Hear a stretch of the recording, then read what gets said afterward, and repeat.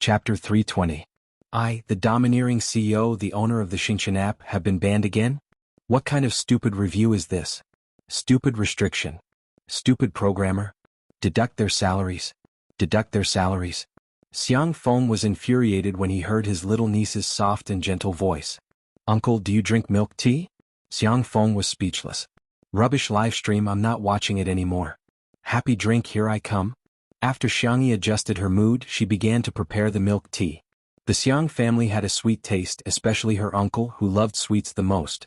Xiangyi had prepared all kinds of ingredients in advance. After the live stream began, she simply boiled the milk tea in a small pot and explained the process while cooking. Shi Sui and Sangchen remained silent most of the time, occasionally speaking up to support her. The girl's tone was gentle and her movements were also unhurried, which was pleasing to the eye. First, she boiled the black tea until it was bright orange-red. Then she poured it into a container prepared by the side and filtered the tea leaves. Then she boiled the milk until it was warm and melted a few pieces of rock sugar. Xiangyi stirred and said, "My brother and Shi Sui don't like things that are too sweet, so the milk tea I made isn't very sweet.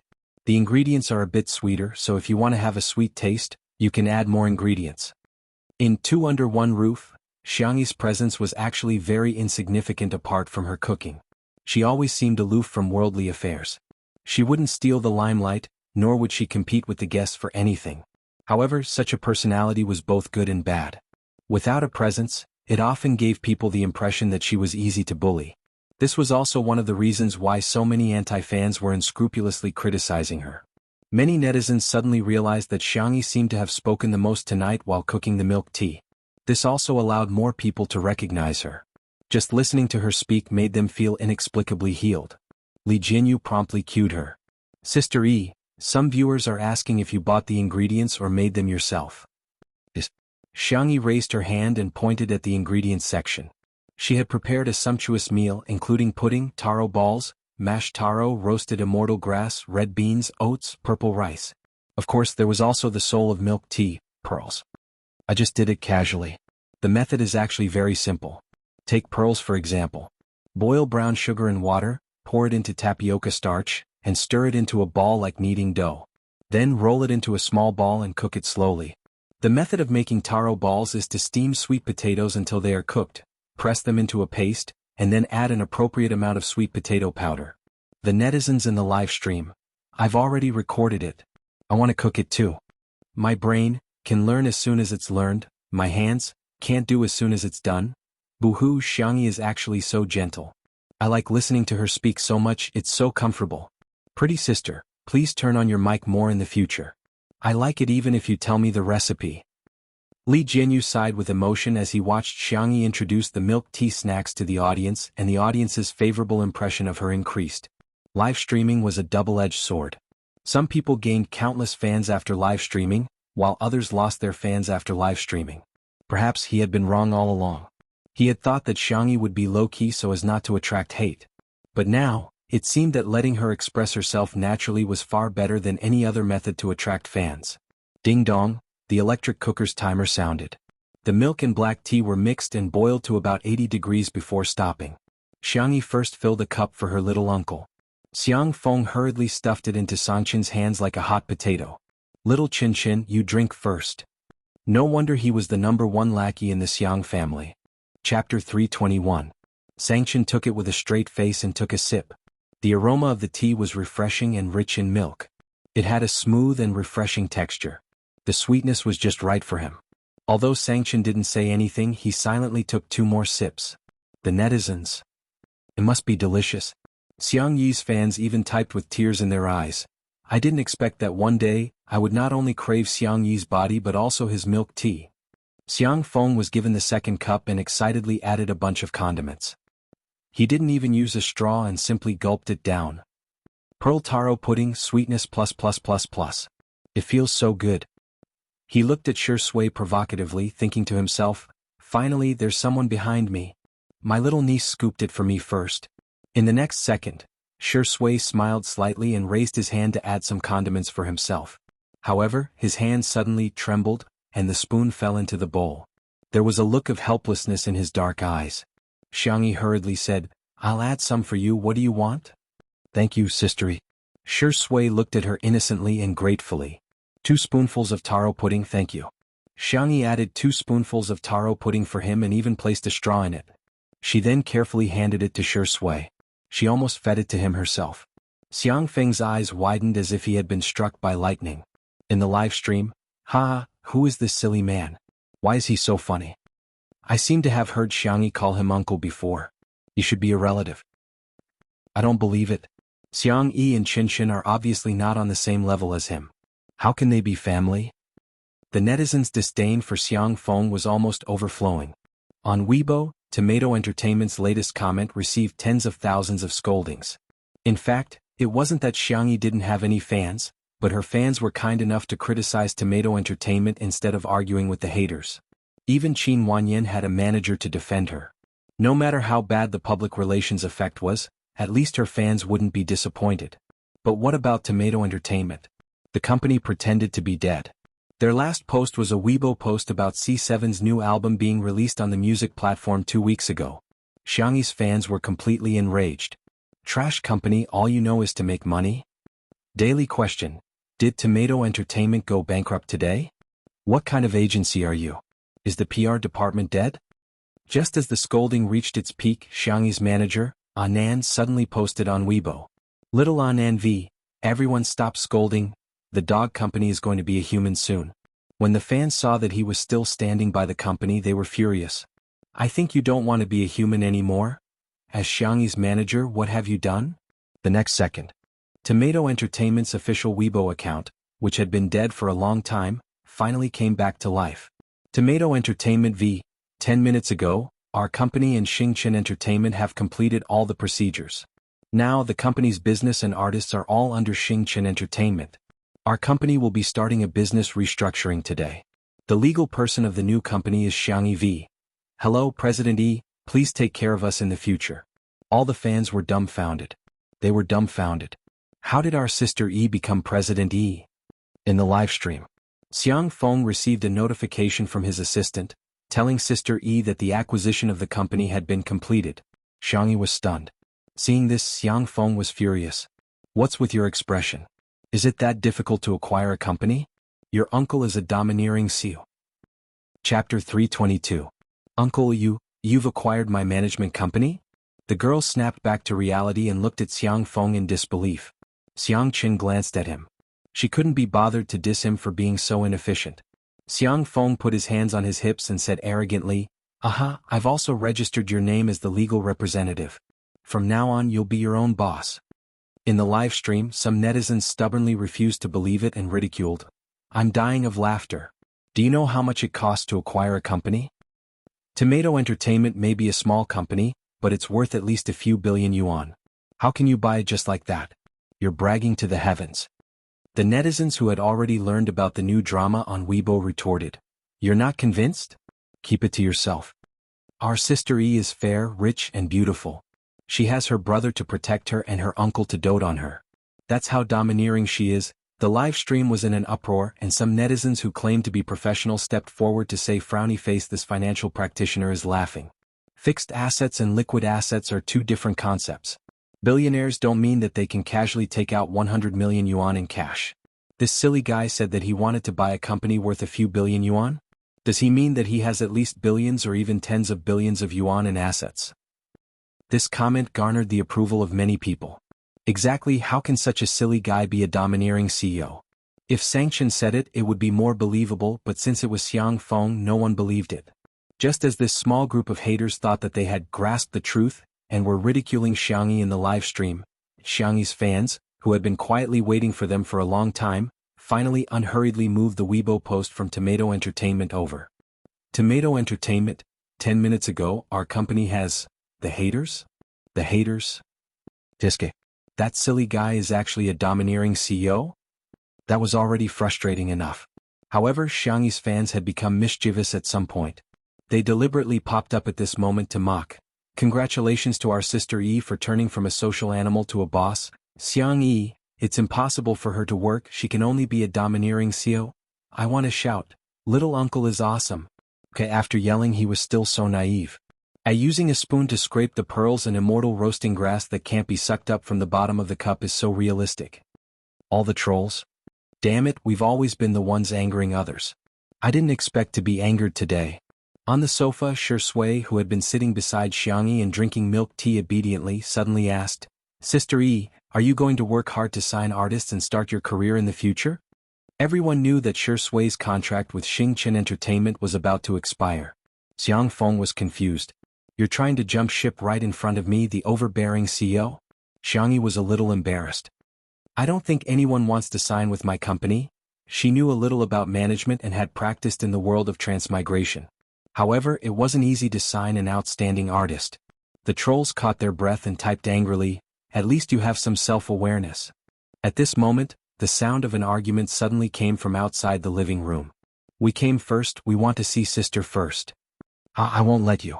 You can choose whether you want to fight one-on-one or gang up on her. The live stream. Why do I feel like it's Chinzai from C7? Isn't the C7 boy group a ready-made artist? All the trolls, ifed. I'm so angry. Chapter 323. Xiangyi's eyelashes fluttered as she stood up. We have guests, I'll go take a look. The cameraman followed closely behind her.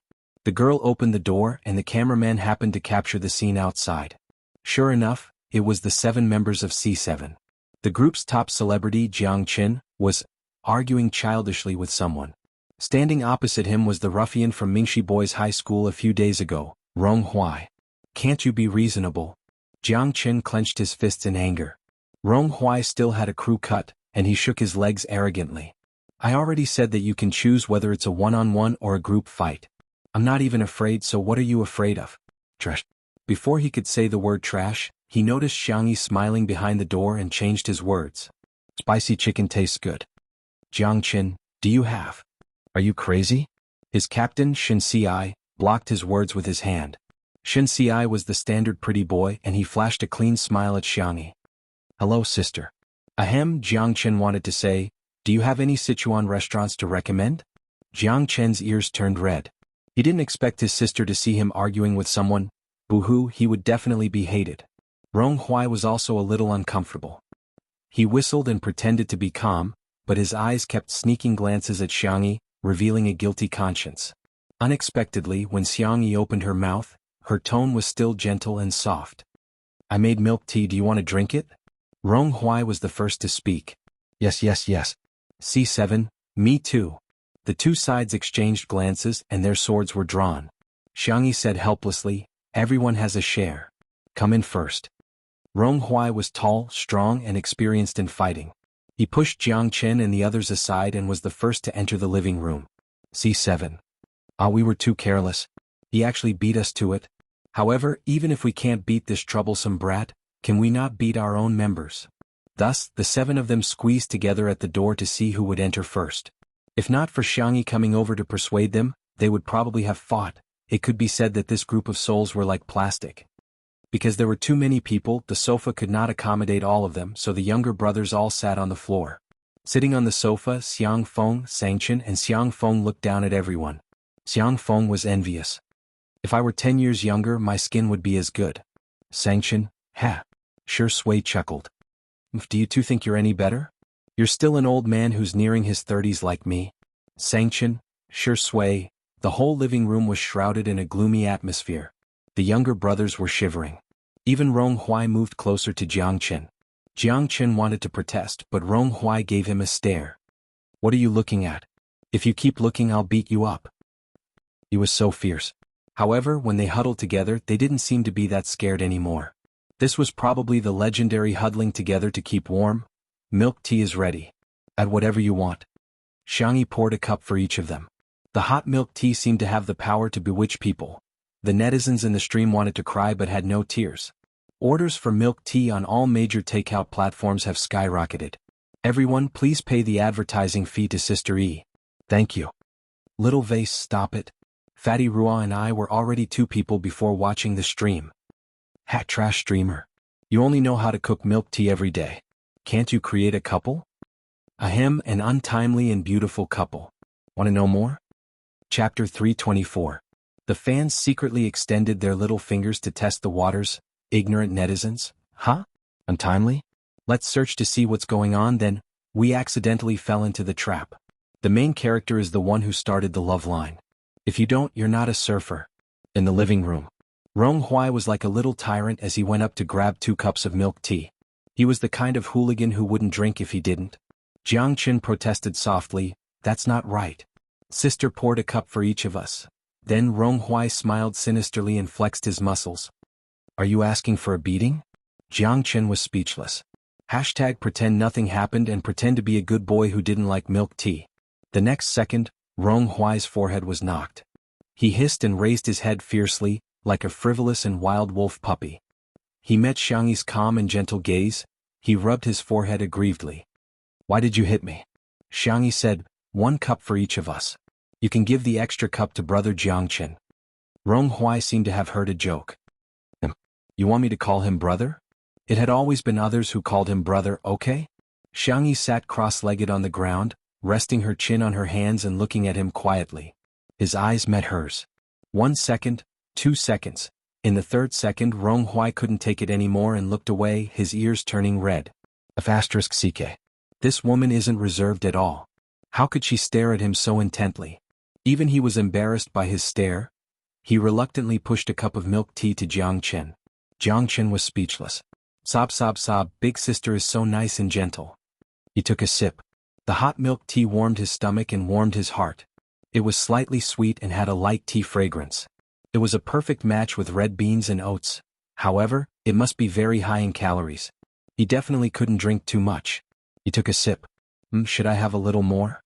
By the time Jiang Qin came to his senses, he had already finished the cup of milk tea. The young man hid his head in frustration. Rong Huai sneered. "You've already drunk it, what's there to regret? Didn't you get any joy from my milk tea?" Jiang Qin was in a daze, pondering Rong Huai's words. That's right. Big sister's cooking had this kind of magical power that made people feel warm and happy. Wasn't this the true essence of tasting food? Jiang Qin felt enlightened.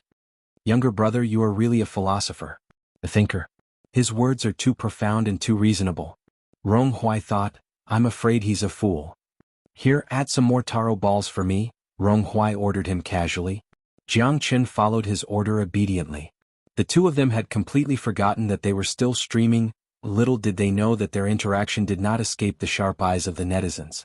"Ah, top traffic arrogant young man, so sweet, so sweet. I'm sorry, although this couple is a cult, I can't help but stand there for a second. Zai Chen's aloofness is just a persona, but his true self is the naive and sweet one. Aha, he's being bullied by Rong Huai's younger brother."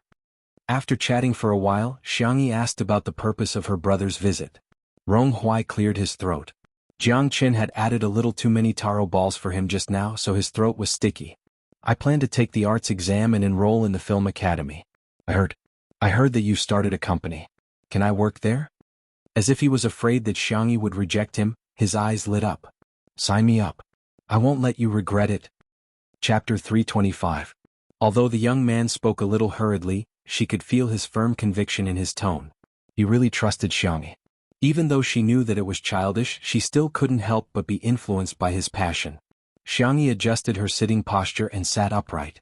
She did not look down on Rong Huai because of his young age. Instead, she said, "Rong Huai, I'm very happy that you have a new study plan. However, signing a contract with a management company is not a trivial matter. I hope you can seriously consider it for a while." Rong Huai panicked.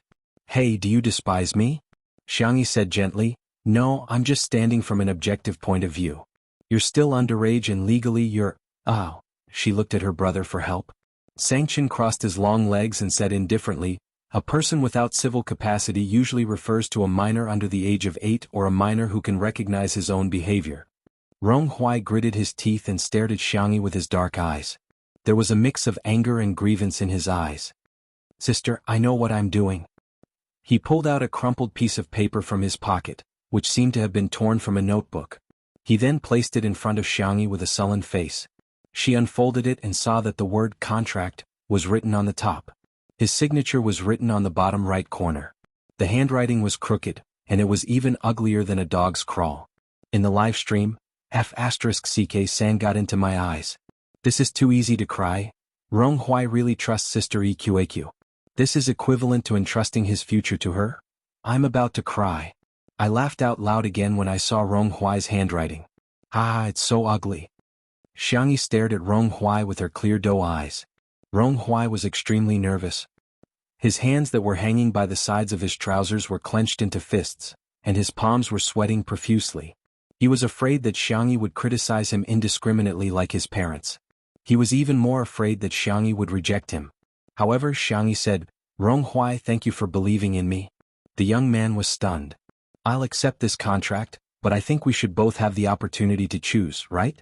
You chose me. Similarly, if you get into the film academy, I will sign you. During this period, both of us have the right to go back on our words. What do you think?" From the beginning to the end, she was gentle and soft. She didn't tell him what to do with his life, but he was given a choice. Rong Hui's Adam's apple bobbed slightly, as if he had just drunk a sports drink and was about to play a game. "Okay, I promise you. We'll choose both sides." He hurriedly added, "You can't go back on your word. Otherwise I..." Rong Hui thought for a long while, but he still couldn't think of any powerful threats. He laid his eyes on Jiang Qin and strangled him from behind. "I'll beat him up." Jiang Qin, who had been innocently implicated, was speechless. Xiangyi was amused by him. "You're too shameless." The live stream was also filled with ha ha ha. Hostage Jiang Qin raised his hand, indicating that he was going to speak. Rong Hui loosened his grip a little. Jiang Qin said, "Elder sister, I've signed with Tomato Entertainment for 5 years. Do you want to sign with me for a few more years?" Shin Si said, 5 years is nothing. Elder sister, my contract is very long. I've signed for 10 years. The others said, "Elder sister, renew my contract. I'm cheaper." "I can do it too, elder sister. Pick me, pick me." The netizens were speechless. "What? Little brothers, is there anyone who would fight to sign a slave contract like you?" Chapter 326. Xiangyi felt like laughing. These kids were really, she couldn't turn them down. "There's no rush to renew the contract, but I promise to hire professionals to help you plan your career path." The C7 boys nodded repeatedly. Jiang Qin nudged Rong Hui with his shoulder, unable to hide his smugness. "We're pretty much guaranteed jobs in sister's company. Keep it up, brother. If you can't get into the film academy, sister won't sign you." Rong Hui gritted his teeth. "Are you asking for a beating?" "Xiangyi, kids don't fight. Li Jinyu, Huawei, watch your words. Be careful not to get our live stream banned." Rong Hui. How infuriating, but he still had to pretend to be obedient in front of sister. The netizens in the live stream were filled with emotions. "I've seen people fighting to terminate their contracts, but I've never seen people fighting to renew their contracts.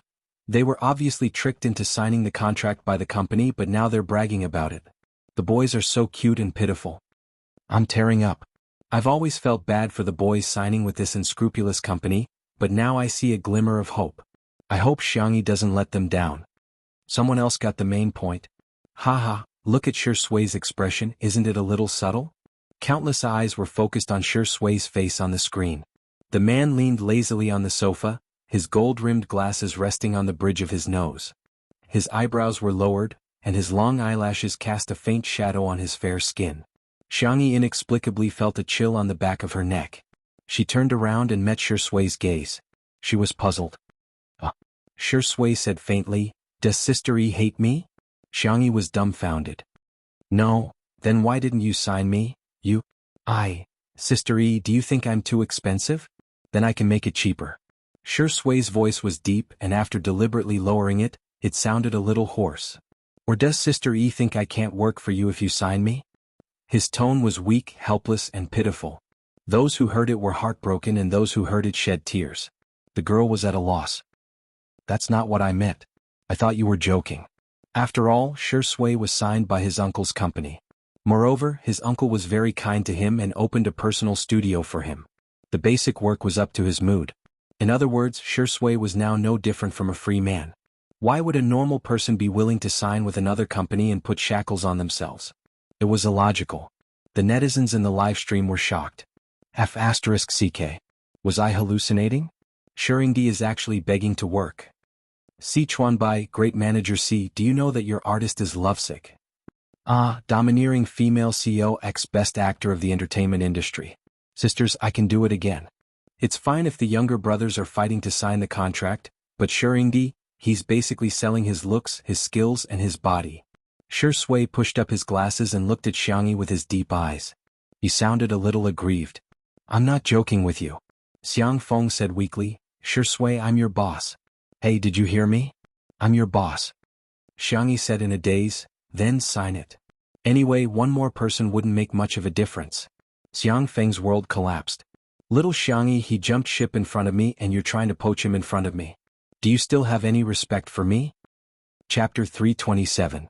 Sure Sui crossed her arms. Are you a black-hearted boss? Xiang Feng subconsciously denied, Of course not. Then what's the problem with employees moving freely? Sure Sui looked at Sanction and blinked. Or is it that the law forbids employees from jumping ship? Sanction, although he hated this dog of a man, he still owed him a favor just now. Sanction said expressionlessly, There's no such rule in the labor law. Sure Sui shrugged and spread her hands. So what's wrong with me jumping ship to Sister Yi's company? Xiang Feng was confused and his eyes were in a trance. The netizens in the live stream. Ha ha, there's nothing wrong with that. Keep the goodies within the family, we're all family.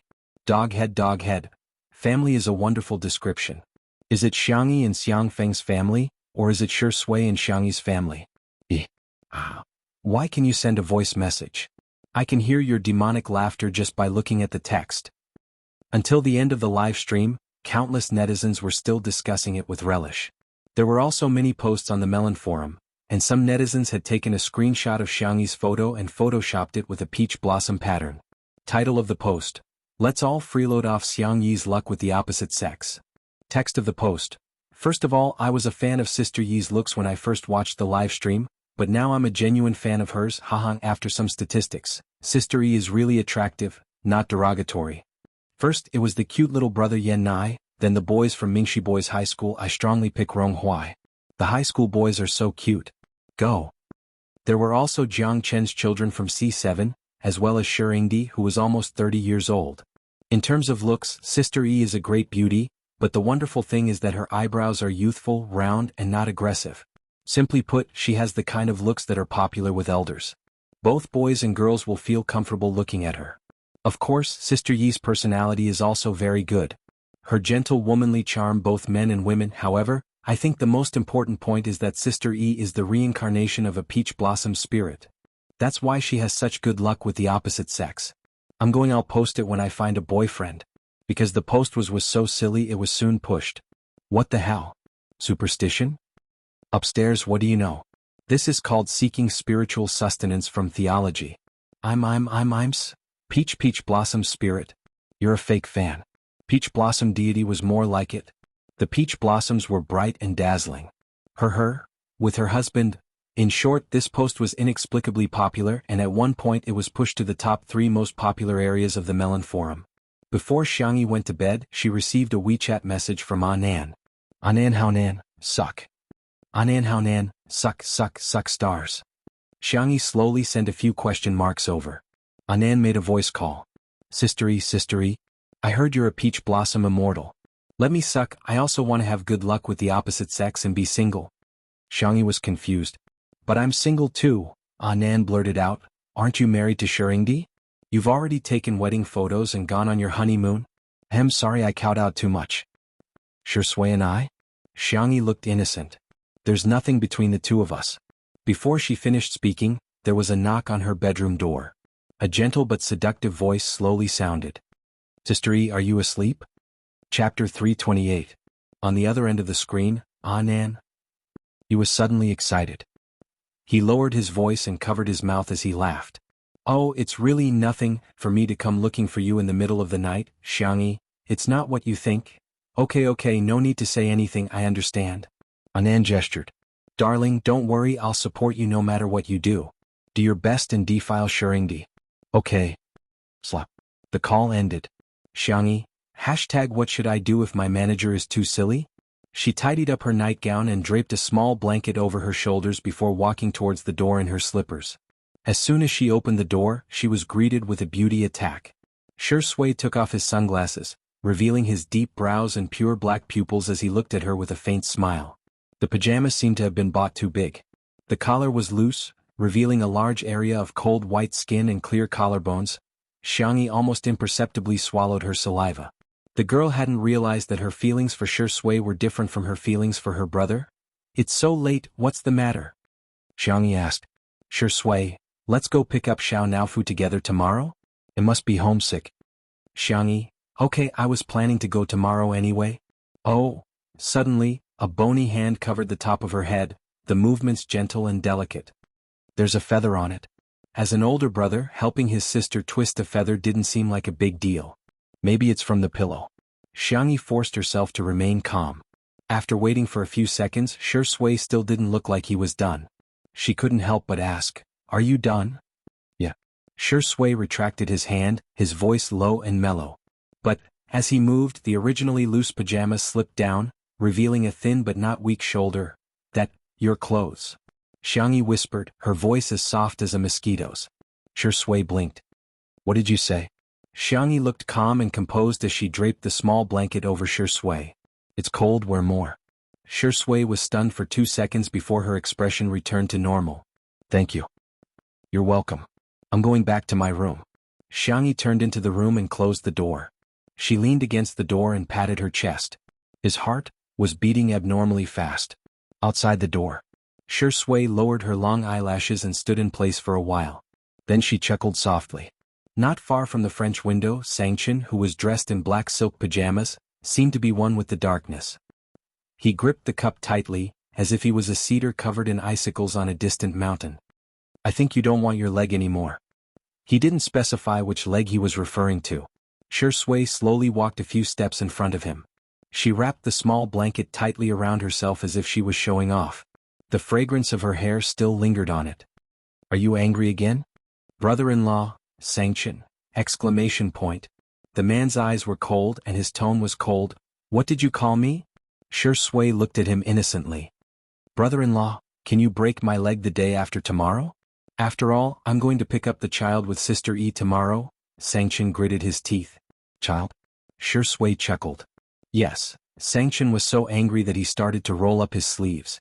He thought that he could have a showdown with Sure Sui, but he didn't expect Sure Sui to call Xiangyi so openly. Xiangyi, what's wrong? Sure Sui complained. Sister E, someone bullied me. Who? Where? Sangchen. He took a deep breath, snatched the phone and said coldly, Go to sleep. This dog of a man was really despicable and shameless. Chapter 329. The next day. After Xiangyi finished her morning exercise, she made some simple scallion pancakes, steamed buns and pumpkin millet porridge. She left some breakfast for her uncle and brother. After having breakfast with Sure Sui and the others, she set off. Li Jinyu called the cameraman along and started a live stream while walking. He was planning to do a behind-the-scenes version of Smog and Cat 2. 0-inch. Halfway there, Xiangyi suddenly thought of a serious problem. The esports players usually train until very late. They probably haven't woken up yet. Li Jinyu also reacted. It's only 8 o'clock now, maybe some of them have just fallen asleep. Why don't we turn back? Xiangyi's eyes lit up. Why don't we go to the amusement park to play? Sure Sui, okay, we'll do as you say. The netizens were appalled. Is this considered a date? How old are you to go to the amusement park? Why are you pretending to be young? I'm speechless. There are so many people at the amusement park. If celebrities go there, won't there be an accident? Can Xiangyi grow some brains? Li Jinyu was a little tempted, but considering the safety issue, he could only say regretfully, Forget it, we didn't contact the amusement park in advance to clear the area. If you two go in disguise, you'll still be easily recognized. It won't be good if an accident happens. That crazy Seising fan from before was a good example. Xiangyi, clear the area? I'll take care of it. Li Jinyu was shocked. Sister E, are you omnipotent? In the live stream there were always netizens who were nitpicking. Can you do whatever you want with money? You can smile. Is she flaunting her wealth? Is she flaunting her wealth? How can anyone like such a woman? Is there something wrong with your brains? Think about those people who have booked tickets in advance and are excited to go to the amusement park, only to be told that they can't enter because the rich people have cleared the area. The gap between the rich and the poor is so big that no one cares? Until the nanny van stopped at an amusement park. The cameraman got out of the car first and took photos of the surrounding scenery. The surrounding greenery was excellent. The sky was blue, the clouds were white, and the flowers were in full bloom. Even the road signs were made into cartoon designs. Some netizens from Nanjing were puzzled. I've been to all the amusement parks in Nanjing, but I've never seen one with such good greenery. Which amusement park is this? Is it new? The next second, the camera was aimed at the entrance of the amusement park. The words Tutu Amusement Park came into view. Netizens? I have a familiar feeling.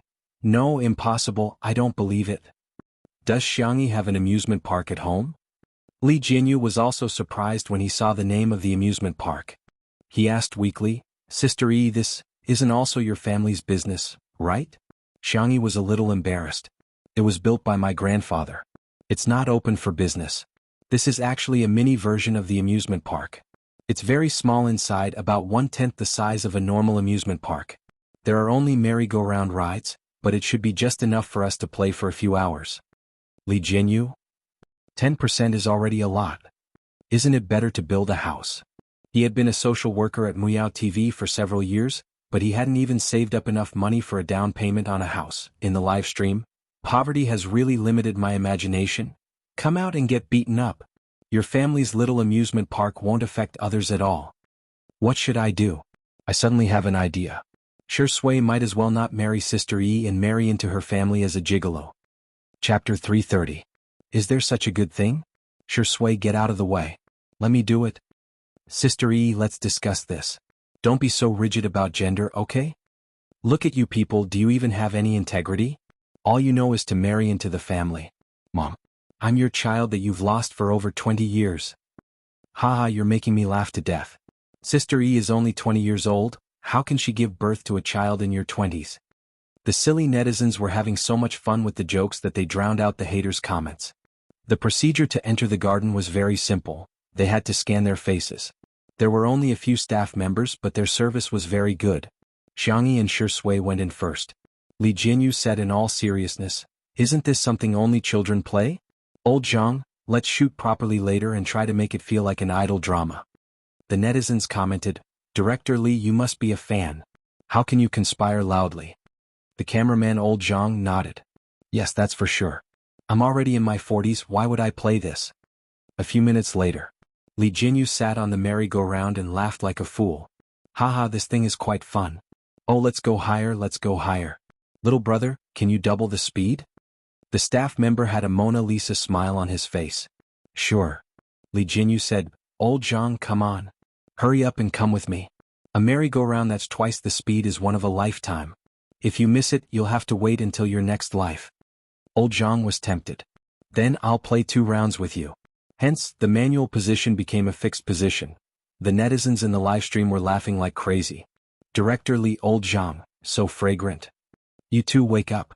We want to watch Sister Yi and Shi Sui go on a date. Why did the idol drama turn into a country romance? Why am I laughing so hard in front of the screen? Variety shows required a sense of variety. Most people watch the live stream to pass the time and have some fun. Li Jinyu and Old Zhang's casual self-indulgence, which made them even more hilarious. This scene would also become one of the textbook scenes of variety shows in the future.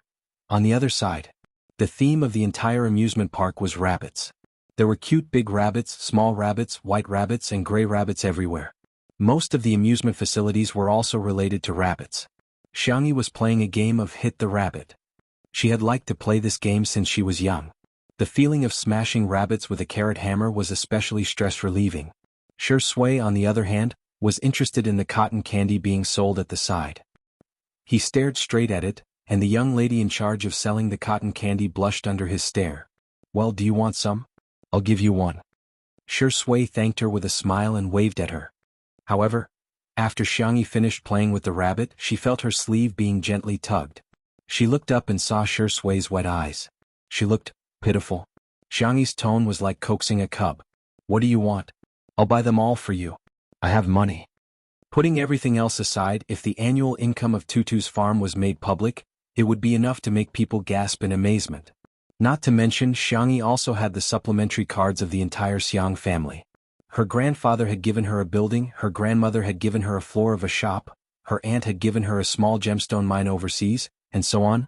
Although it would be a little difficult to cash them all out, it was more than enough to raise Shi Sui. Shi Sui pointed at the cotton candy not far away. Sister Yi, I want some. Xiangyi, okay, I'll buy it. The young lady was stunned on the spot. Didn't she say that she didn't want to eat it just now? Chapter 331. Hello, I'd like a cotton candy. Xiang Yi's soft voice pulled her back to reality. As a staff member of Tutu Amusement Park, the young lady was well aware of who the amusement park was built for. Old Mr. and Mrs. Xiang doted on their granddaughter so much that the amusement park was named after Xiang Yi's alternate account. The maintenance of the venue and facilities alone required an unlimited amount of manpower and resources. The staff members were all students sponsored by the Xiang family. Not only were their jobs easy, but they could also supplement their family expenses. Miss Xiang, the cotton candy is free of charge. There are 2 colors, which one would you like? Xiang Yi tilted her head to look at Shi Sui. He looked down and said with a faint smile, pink? Okay, please wait a moment. Soon, a huge pink fluffy cotton candy was handed to Xiang Yi. Xiang Yi handed it to Shi Sui with a radiant smile. The tall man holding the cotton candy was clearly a strange scene, but the young lady felt a tinge of sweetness. These two are in love, aren't they? Aren't they? At the same time, a low-key and comfortable car stopped at the entrance of the amusement park. Xiang Yi got out of the car first. He was dressed fashionably in a floral shirt with oil paintings and beige trousers. Although his hair was white, he was hale and hearty. Xiang Yi opened the car door for his beloved wife out of habit. Madame Xiang was wearing a floral dress with an apricot-colored shawl. The color of her bag was also similar to Xiang Yin's tie. Old man, help me take a photo later. I want to post it on my WeChat moments and piss off Mrs. Zhou next door. As the group leader of the elderly Plaza Dance Group, Mrs. Zhou was also the first to master the usage of WeChat, much to the envy of countless group members. Xiang Yin said in disdain, "How childish." Madame Xiang humphed and said, "Why? Do you dislike me? Find another grave then, don't lie next to me in the future." Xiang Yin said, "I'll take a photo, okay?" He didn't even know how to use WeChat. Why didn't his family teach him? Of course it was because his son was busy, his daughter was busy, his grandson was busy, and his granddaughter. He didn't have a granddaughter. This brat had angered her own grandmother so much that she fainted several times. There was no way he would admit that she was his granddaughter. Xiang Yi's grandfather, Madame Xiang, was not very good at surfing the internet, so she didn't know about Xiang Yi's live stream. Madame Xiang said, "I heard from Feng Feng that little Tutu has become normal. Did you forget what Dawish Qin said? She was possessed by an evil spirit." Nonsense. Although Xiang Yin's grandfather was a traditional Chinese medicine practitioner who believed in the theory of yin and yang and the 5 elements to treat illnesses, he firmly refused to believe in ghosts and gods. "Why are you mentioning her? You're affecting my mood. Let me tell you, old woman, I, Xiang Yin, will never acknowledge her as my granddaughter." Madame Xiang sighed. When she thought of how Xiang Yi had done all kinds of evil deeds in the past year, she felt really suffocated. At first, she brought Xiang Yi back to the Xiang family's old mansion to recuperate, but she ended up causing a huge ruckus in the old mansion. The worst time was when she angered Xiang Yin so much that he was sent to the hospital and almost sent to the intensive care unit. Over time, no matter how passionate the 2 old men were, they became disheartened. Later on, Sanction made the decision to send her away, but Xiang Yi didn't take the initiative to contact them. Gradually, there was no news from her. To their surprise, when they entered the garden, the staff said respectfully, "Old master, Miss Xiang has brought her friends here to play." Xiang Yin frowned and asked, "How many people? Are they men or women?" The staff answered, 3 men." Xiang Yin's beard flared up and he hollered, "This brat." Chapter 332. She's getting more and more outrageous. Previously, when she was in the Xiang family mansion, she was so obsessed with her online dating partner. Of course, Xiang Yi's grandfather, Madame Xiang, didn't know that Xiang Yi had more than one online dating partner at that time. Madame Xiang liked to be lively and lively. From time to time, there would be gatherings at home and the guests were all her old friends. Occasionally, she would bring her nephews and grandchildren to hang out with each other. This wretched girl actually fell in love with a man who is more than 10 years older than me. He's a generation older than me too. If it's really a match made in heaven, it's fine. The Xiang family doesn't value seniority that much anyway. However, he's a notorious playboy. Xiang Yi insisted on marrying him and threw a tantrum for a long time before she stopped. Madame Xiang persuaded, "Why don't we go back?" Firstly, she was afraid that Xiang Yi would get so angry that he would fall ill when he saw Xiang Yi. Secondly, she was afraid that her little Tutu would be reprimanded and beaten up. No matter how disobedient Xiang Yi was, she would still feel sorry for her. Although Xiang Yi's grandfather sounded stubborn, she was well aware that Xiang Yi doted on Xiang Yi the most among all the men in the family. The boys doted on her, but Xiang Yi doted on her. Other families would carry their children until they were 2 or 3 years old at most, but Xiang Yi didn't even walk much when she went shopping when she was 4 or 5 years old. Xiang Yi was the one who carried her around. I'm not going back. She should be the one avoiding me. How can I, an elder, avoid her? Xiang Yi's grandfather was fierce and he waved his gentleman's cane in the air twice. I'll go see what she's up to again. If she dares to mess around, I'll break her legs. Xiang Yi took the lead and walked in. Madame Xiang hurriedly followed him. There weren't many amusement parks in Tutu and the rides were all low risk. They had a wide view and could see everything at a glance.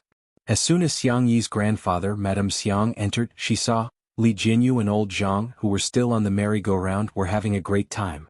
At this moment, it was already at 4 times the speed, and the merry-go-round had turned into a flying merry-go-round. Although Xiang Yin was old, he still had a sharp sense of hearing and sight. However, it took him some effort to see the faces of the two people clearly. Xiang Yin hollered, "This wretched lass has such poor taste. Not at all like him." Madame Xiang took out her reading glasses and gracefully put them on. After looking at them for a while, she sighed in melancholy. How could this be? Each one was uglier than the other. And each one was older than the other. Little Tutu's taste in men was really, it was too horrible to look at. All of a sudden, Xiang Yi noticed that there was some movement coming from the car that Tutu had crashed into. He squinted his sharp eyes and vaguely saw Shui's back. He couldn't help but mutter, "This seems okay, Madame Xiang." "Old man, what did you say?" Xiang Yin cleared his throat and pretended to be fierce. "I'll go see what kind of wretched man she's found." Madame Xiang was even more worried. Is this guy even older? The two walked past the tripod where the camera was fixed. Li Jinyu and old Zhang were immersed in the childish joy of men and didn't notice the two of them at all. However, the netizens watching the live stream had sharp eyes. Wow! That pair of grandparents is so trendy. Ooh, grandpa's tie and grandma's bag are of the same color. Wait, didn't Sister E say that this amusement park is not open to the public? Could it be that they are her elders? Huh? Doesn't that mean our Shui is going to meet her parents? Chapter 333. On the other side, Xiang Yi was happily playing with Shui. There were 2 long bunny ears on the front of the bumper car, which would droop down like a lop-eared rabbit when they collided with each other. Xiang Yi rarely went to the amusement park after junior high school. The reason was simple. No matter how fun the amusement park was, it would be boring to play alone. After her parents got into an accident, she couldn't get over it for a long time and studied at home in elementary school. After junior high school, she kept skipping grades and was busy with her studies. Hence, she didn't have much time to socialize. The few friends whom she was close to had completely cut off contact with them because of that person in the past year. She felt that Shui was really kind and mature. Yet, she was willing to play such a childish game with her. She skillfully turned the steering wheel and locked onto Shui's position before accelerating towards Tutu's car. Halfway through, an old man appeared out of nowhere. Xiang Yi hurriedly stepped on the brakes, but due to inertia she hit her head against the steering wheel. When she looked up, there was a red patch on her fair forehead. It was painful to look at. Xiang Yi couldn't help but frown. Xiang Yi's eyes lit up when she saw him. "Grandpa." Xiang Yi immediately said, "Don't call me grandpa. I'm not your grandpa. I don't have a granddaughter like you." His tone was cold and harsh, causing the light in Xiang Yi's eyes to dim. She lowered her eyelashes and adjusted her emotions for a few seconds before pressing the button to reverse the car. Tutu's car reversed a great distance, and the bunny ears on the front of the car had malfunctioned. They drooped down dejectedly and looked listless. Xiang Yi was speechless. "What? I told you not to call me grandpa and you're really not going to do it? You're finally obedient." Xiang Yi didn't expect that he would get angry when Xiang Yi was disobedient. Now that she was obedient, he got even angrier. Madame Xiang was a few steps slower. When she walked over, she discovered that Xiang Yi had reversed the car and left without saying a word. Seeing that Xiang Yin's forehead and eyes were red, old Mrs. Xiang's heart melted and she waved at her. "Your grandpa is scaring you, ignore him. Be good, Tutu, come to grandma." Xiang Yi hesitated, wondering if she should go over. Xiang Yin exclaimed, "Don't come over. I don't want to see you." Therefore, Little Rabbit backed the car further away. "Mr. Xiang, Madam Xiang." Shui had alighted from the car at some point and greeted the two elders in a warm voice. Then he began chatting with them naturally and his manners were impeccable. After exchanging a few pleasantries, the topic turned back to Xiang Yi.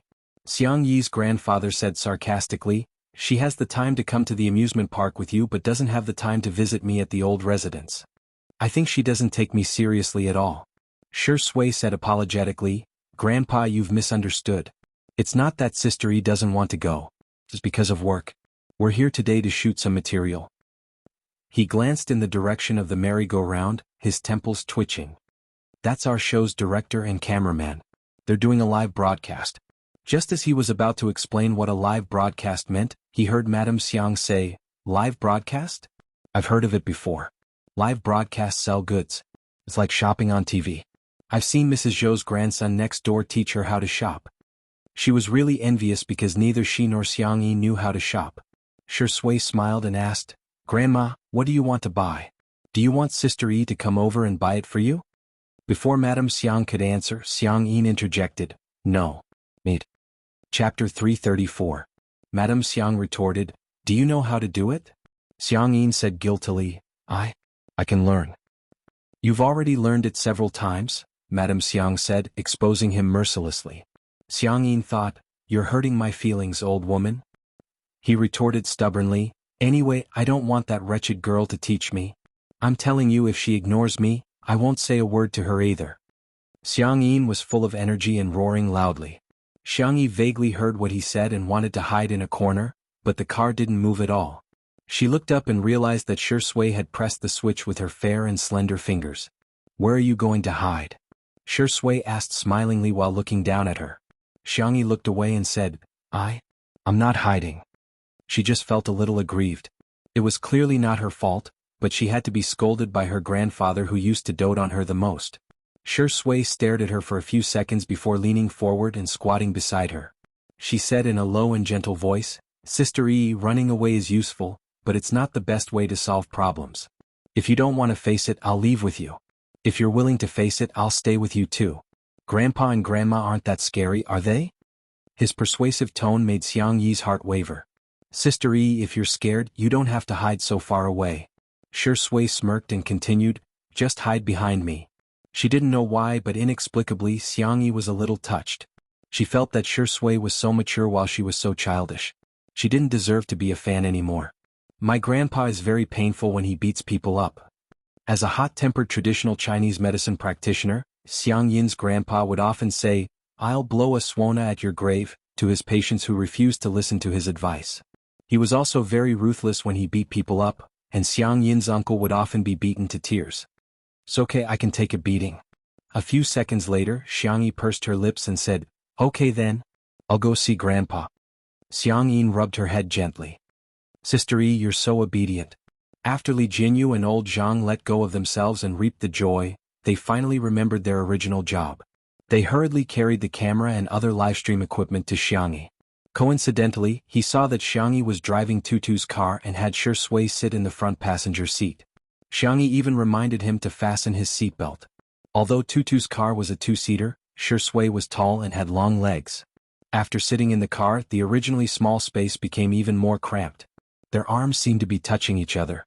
The netizens in the live stream, "Ha ha, fastening the seatbelt is so cute. There are thousands of paths, but safety comes first. This car is so cute.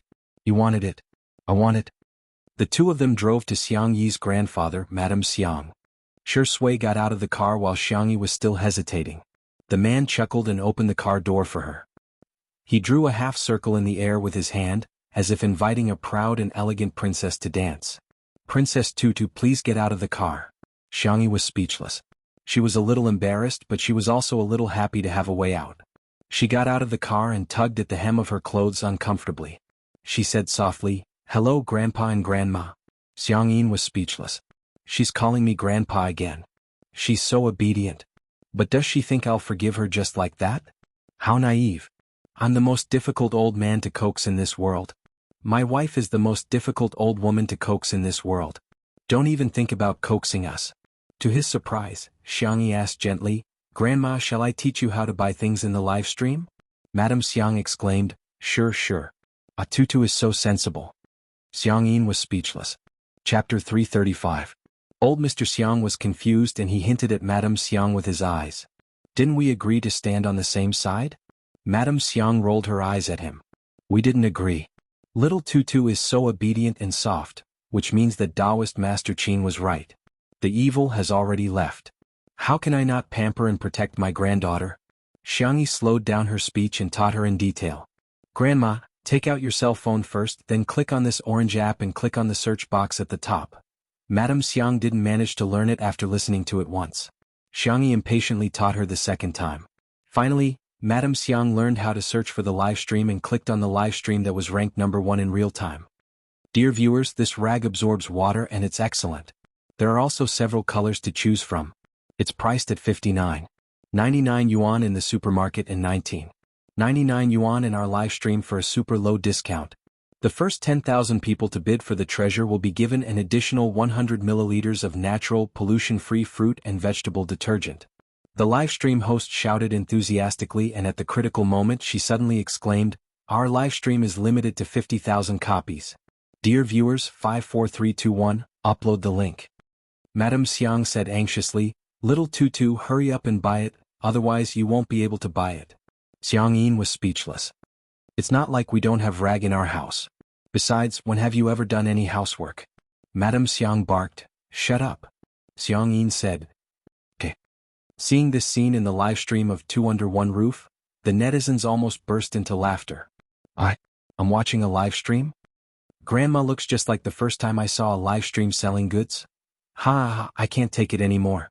Grandma is so cute when she's angry at Grandpa. Grandpa looks fierce, but I didn't expect him to be a henpecked husband. Looking at the interaction between her grandparents, Xiangyi couldn't help but burst into laughter. She followed the live stream's instructions and grabbed the coupons before buying them. The screen showed that the order had been successfully placed. Madame Xiang was overjoyed. Great. We've got it. Xiangyi said, "Grandma, it's actually more than 50,000 was just a marketing tactic." Before he could finish his sentence, Shi Sui patted him on the shoulder. The young girl exchanged glances with him, understanding tacitly. As long as Grandma is happy, there's no need to expose her.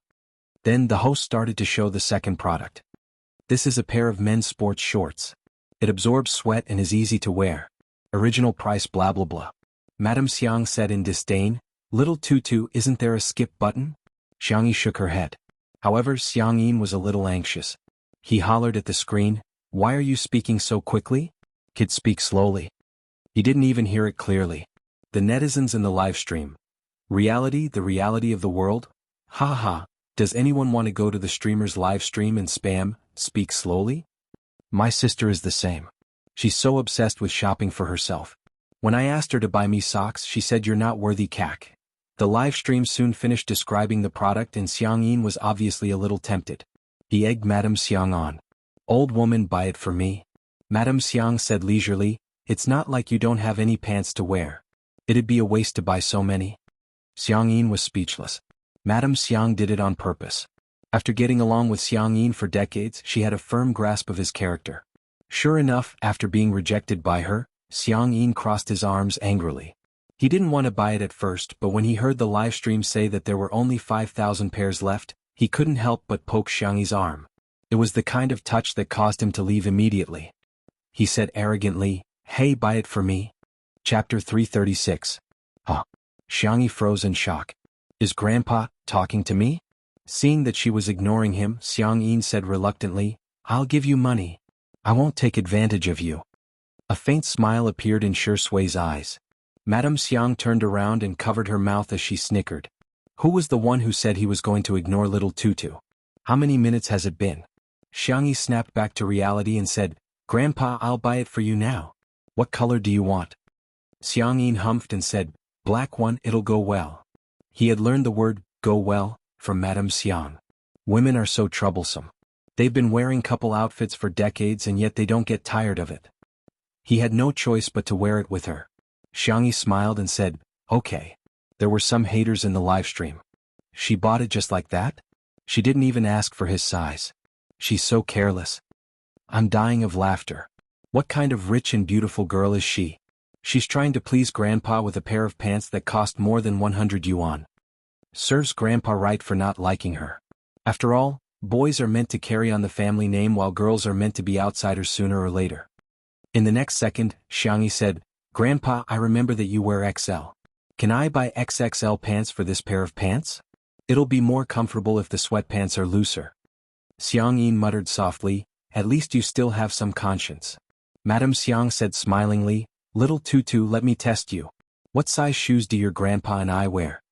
Xiangyi blurted out without hesitation, "Grandma wears 36 and Grandpa wears 43. Our little Tutu has such a good memory." Madame Xiang couldn't help but praise her. "You've been meticulous ever since you were young. You're much more considerate than your brothers. Your grandpa and grandma's little jacket while the rest of them are at most military coats. As for your uncle, TSK, he can't even be considered a pair of underpants." Sure enough, Xiang Yi's uncle was being despised every day. In the livestream. This time, no one indulged the haters and they immediately started retorting. "Xiang Yin? Do you know that the Qing dynasty? Do you still value boys over girls? You call this not attentive? Anyway, I don't even know how big my grandparents were." Those who are against Sister Yi, ask yourselves, do you have the patience to accompany the elderly? Do you have the patience to teach them how to use the internet over and over again? Xiangyi accompanied the two elders to watch the live stream and bought a lot of things. However, this streamer did not expect that in just 10 minutes, 1 or 2 million people would flood into his live broadcast room. There wasn't a lot of traffic in the morning, but to be able to reach this number meant he was on fire. However, the streamer was confused. He did not understand how he became so popular. Moreover, there was a group of people in the live broadcast room who were spamming something like, "Speak slowly." What kind of joke was this? Is this a new type of internet slang? The clip of Xiangyi teaching her grandparents how to watch the live broadcast was also edited and posted on a video website. Unexpectedly, it became popular. In just a few hours, the number of likes had exceeded 200,000 and the number of shares had reached tens of thousands. "Ah, this video is so nice. You speak better than me." He posted it in the family group chat. "My mom and aunts have learned to watch live streams and shop online. My grandparents said that this girl is beautiful and kind-hearted. Judging from the way she looks at me, I suspect that Sister Yi is their biological granddaughter." It was also from this day onwards that Xiangyi began to gain a large number of middle-aged and elderly mother fans, milk powder fans and milk powder fans. Her popularity soared. When her grandparents were satisfied with the shopping, Xiangyi finally turned off the live stream on her cell phone. Madame Xiang said softly, "Old rabbit, look, little Tutu has returned to her original self." Xiang Yin said awkwardly, "I haven't forgiven her yet. Does she think she can coax me with such a simple method? She only managed to coax 1% of me." Chapter 337. Xiang Yin stole a glance at Xiangyi, only to discover, Shi Sui handed him a bottle of water and even took the initiative to unscrew the cap. Xiang Yin squinted and fixed his gaze on her. She was quite pleasing to the eye just now, but now she's so annoying. However, Madame Xiang mistakenly thought that the two of them were in a relationship. Perhaps because of Li Jinyu and old Zhang, she was more and more satisfied with Shi Sui. In the manner. Sangchen slept until 9 o'clock in the morning, which was a rare indulgence for him. According to his habit, he read the financial headlines while drinking black coffee, and then glanced at the stock charts. Immediately afterwards, Sangchen began to process his emails. Although he was on vacation, there were still some things that he had to take care of. Halfway through replying to the English email, his cell phone vibrated. He picked it up to take a look, only to see that it was a message from Guardian of the best Xiang Yi in the world. "Guardian. Sorry to disturb you, I've sorted out the details of the case and sent them to you. Can I send the document to you directly on WeChat?" Sangchen expressed assent.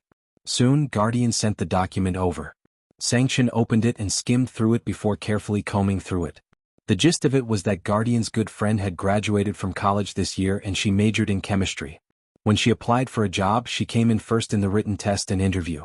However, in the end she was not hired and a man who ranked lower than her was hired instead. She called the HR department to inquire about it, but the reply she received was that the position was more suitable for men. Guardian's good friend was furious, but she had just graduated and didn't have the money to file a lawsuit. Guardian wanted to seek help from a public interest lawyer on Weibo, so she tried to post it. She didn't expect to receive a reply from Sangchen. She was already very grateful. After learning that Sangchen was Sister Yi's elder brother, she felt even more embarrassed because she felt that she had caused trouble for Sangchen and indirectly for Sister Yi. "Guardian. Is this lawsuit easy to fight? If it's a waste of time, forget it. My friend is looking for a new job." Guardian. Pitiful. JPG. In the beginning, she and her good friend were indeed furious, but as time passed they had no choice but to accept it. After all, there was too much inequality in this society. They were just two ordinary freshmen. How could they fight against those cruel rules? Chin. I'll arrange for someone to follow up. Chin. Do you have any more expression packs? The guardian on the other end of the screen was stunned for a moment. Only then did he realize that the emoticon she had just sent was made from Sister Yi's GIF. Guardian, yes. She hurriedly sent over the dozens of Sister Yi emojis she had made. On the other end of the screen, Sanction was expressionless and serious. He saved the emojis one by one. Chin. For the sake of the emoji pack, I will personally take charge of this case. The trial is expected to start in 3 days. You and your friend should prepare for it. Guardian? Did she see wrongly? The top lawyer in the country, a big shot who only took on cases in the millions, was actually going to personally take on such a small case. Guardian was instantly terrified. This is not necessary. Moreover, Sanction was not a public interest lawyer. His legal fees were very, very expensive. Even if Sanction didn't want it, she and her friend should give him some. She reckoned that she and her friend would have to eat dirt for the next few months. Buzz, she lowered her head and looked at her phone. Chin, in the future if you have any tutu emojis, send them to me as soon as possible. Thank you. After turning off the screen, Sanction returned to his cold, noble and elegant appearance. Chapter 338. At the amusement park. When Li Jinyu heard that Madame Xiang wanted to take a photo, he volunteered to do it for her. Xiang Yin looked extremely displeased. What? Are you trying to snatch my job? Shi Sui said, why don't we all take a photo? Grandma, you can use the photo of whoever you like. Madame Xiang nodded gracefully and said, thank you for the trouble then. Hence, the netizens in the live stream witnessed Madame Xiang striking a pose that was commonly used throughout the country. A shawl. Director Li is so hardworking. He's even lying on the ground to take a photo. Aha, damn. I suspect that Madame Xiang is spying on our family life. It's so realistic. My mother and aunt always take this pose when they go to scenic spots. After changing a few poses, Madame Xiang came over to take a look at the photos. Li Jinyu was also very good at it. After getting Madame Xiang's permission, he got old Zhang to do a close-up of everyone's cell phones. First it was Xiang Yi's. Her photos were quite decent, which was not bad. Next was Li Jinyu's photo, which was impressive as he took a beautiful photo. Next was Shi Sui's photo, which was surprisingly good at taking photos and made Madame Xiang look warm and affectionate. Finally, it was Xiang Yin's turn. The netizens in the live stream mocked mercilessly. Grandpa, you're a straight man. You've made Grandma look like a dot in the photo. Thank you, I'm offended. Even my boyfriend looks so ugly when he takes photos of me. Haha, I even saw several photos with their eyes closed. They were really perfect when Grandma blinked. Madame Xiang adjusted her shawl and said with a smile, I hereby announce that the best photo goes to little Tutu. Before she could finish, someone criticized her. Even if you're biased, you shouldn't be like this, right? Anyone can tell that Director Li and Shi Sui have done a good job. I'm speechless. The next second, Madame Xiang said leisurely, Little Tutu, Shi Sui, and Little Li are tied for first place. She winked at the three of them and said, there will be rewards for all of you later. The netizens in front of the screen were stunned for a moment before they realized how brilliant Madame Xiang's EQ was. Ah, Grandma is so gentle. I don't care, I want to cheer for Grandma. Xiang Yin panicked. What about me? Second? Madame Xiang said in disdain, you wish. You're last. It could be said that the double standards were incisively and vividly displayed. Feeling aggrieved and infuriated, Xiang Yin turned around and ignored Madame Xiang. He asked Xiang Yi fiercely, are my photos really that bad? Xiang Yi, what kind of question was this? Just as she was struggling with how to answer, Shi Sui naturally continued, Grandma must like the photos you took the most because you're the person she likes the most. Xiang Yin's face stiffened. 1 second, 2 seconds. In the third second, the corners of his mouth curled up with joy. This little imp is quite eloquent. However, in the blink of an eye, he recalled the scene of Shi Sui handing Xiang Yi a glass of water just now, and his expression immediately changed. Glib tongue. What if he bullies little Tutu in the future? I can't have such a man. The netizens watching the live stream all expressed that Xiang Yin's facial expression was textbook level. Of course, Madame Xiang could guess Xiang Yin's thoughts. She found an excuse to ask him to go to the side to take photos of the flowers and plants. She then affectionately held Shi Sui's hand. Grandson-in-law, you must take good care of Tutu. Xiang Yi was confused. Grandma, did you misunderstand something? She was about to explain, but Shi Sui smiled and said, Grandma, don't stand on ceremony with me. It's my duty to take care of Tutu. Xiangyi was dumbfounded. Chapter 339. Her cherry lips quivered and she muttered, "No, he's not." Xiangyi suddenly felt an arm around her shoulder and was momentarily at a loss for words. She looked at Shi Sui in astonishment. Shi Sui's expression remained the same as he leaned over and whispered a few words into her ear. Xiangyi was speechless. Shi Sui said that since Grandma was so happy, he didn't want to disappoint her and said that he could reluctantly pretend to be her boyfriend. It sounded like he was being considerate of her and Grandma, but Xiangyi felt that something was amiss. The fans who were watching the live stream were flabbergasted. This is the ugly husband meeting the parents, right? Ugly? Mind your words, how is our Shi Sui ugly? Official announcement? Shi Sui didn't deny that Grandma called him her grandson-in-law, which means he's acquiescing. Madame Xiang couldn't help but cover her mouth and snicker when she saw how harmonious and intimate the two of them were. Seems like my dear Tutu and her grandson-in-law have a good relationship. Madame Xiang thought that it was good for girls to be in a relationship a few times as they would become more mature when it came to relationships. Xiang Yin, who was standing nearby, saw it. His eyes were about to pop out of their sockets and he hollered, "Rascal! Get your hands off me! Get them off me!" Xiangyi shuddered in shock. Shi Sui's hand on her shoulder was still very stable. Xiang Yin stopped taking pictures of the flowers and plants and instead rushed over aggressively, hitting Shi Sui with his walking stick. Shi Sui didn't dodge and instead took the hit. Xiang Yin was so strong that Xiangyi could hear the muffled sound of the walking stick hitting her flesh. "Grandpa! Old man!" Xiang Yin ignored the two of them and barked at Shi Sui. "You're not allowed to touch our Tutu. Our Tutu is such an adorable girl, you're not worthy of her at all. Don't try to get up to any tricks.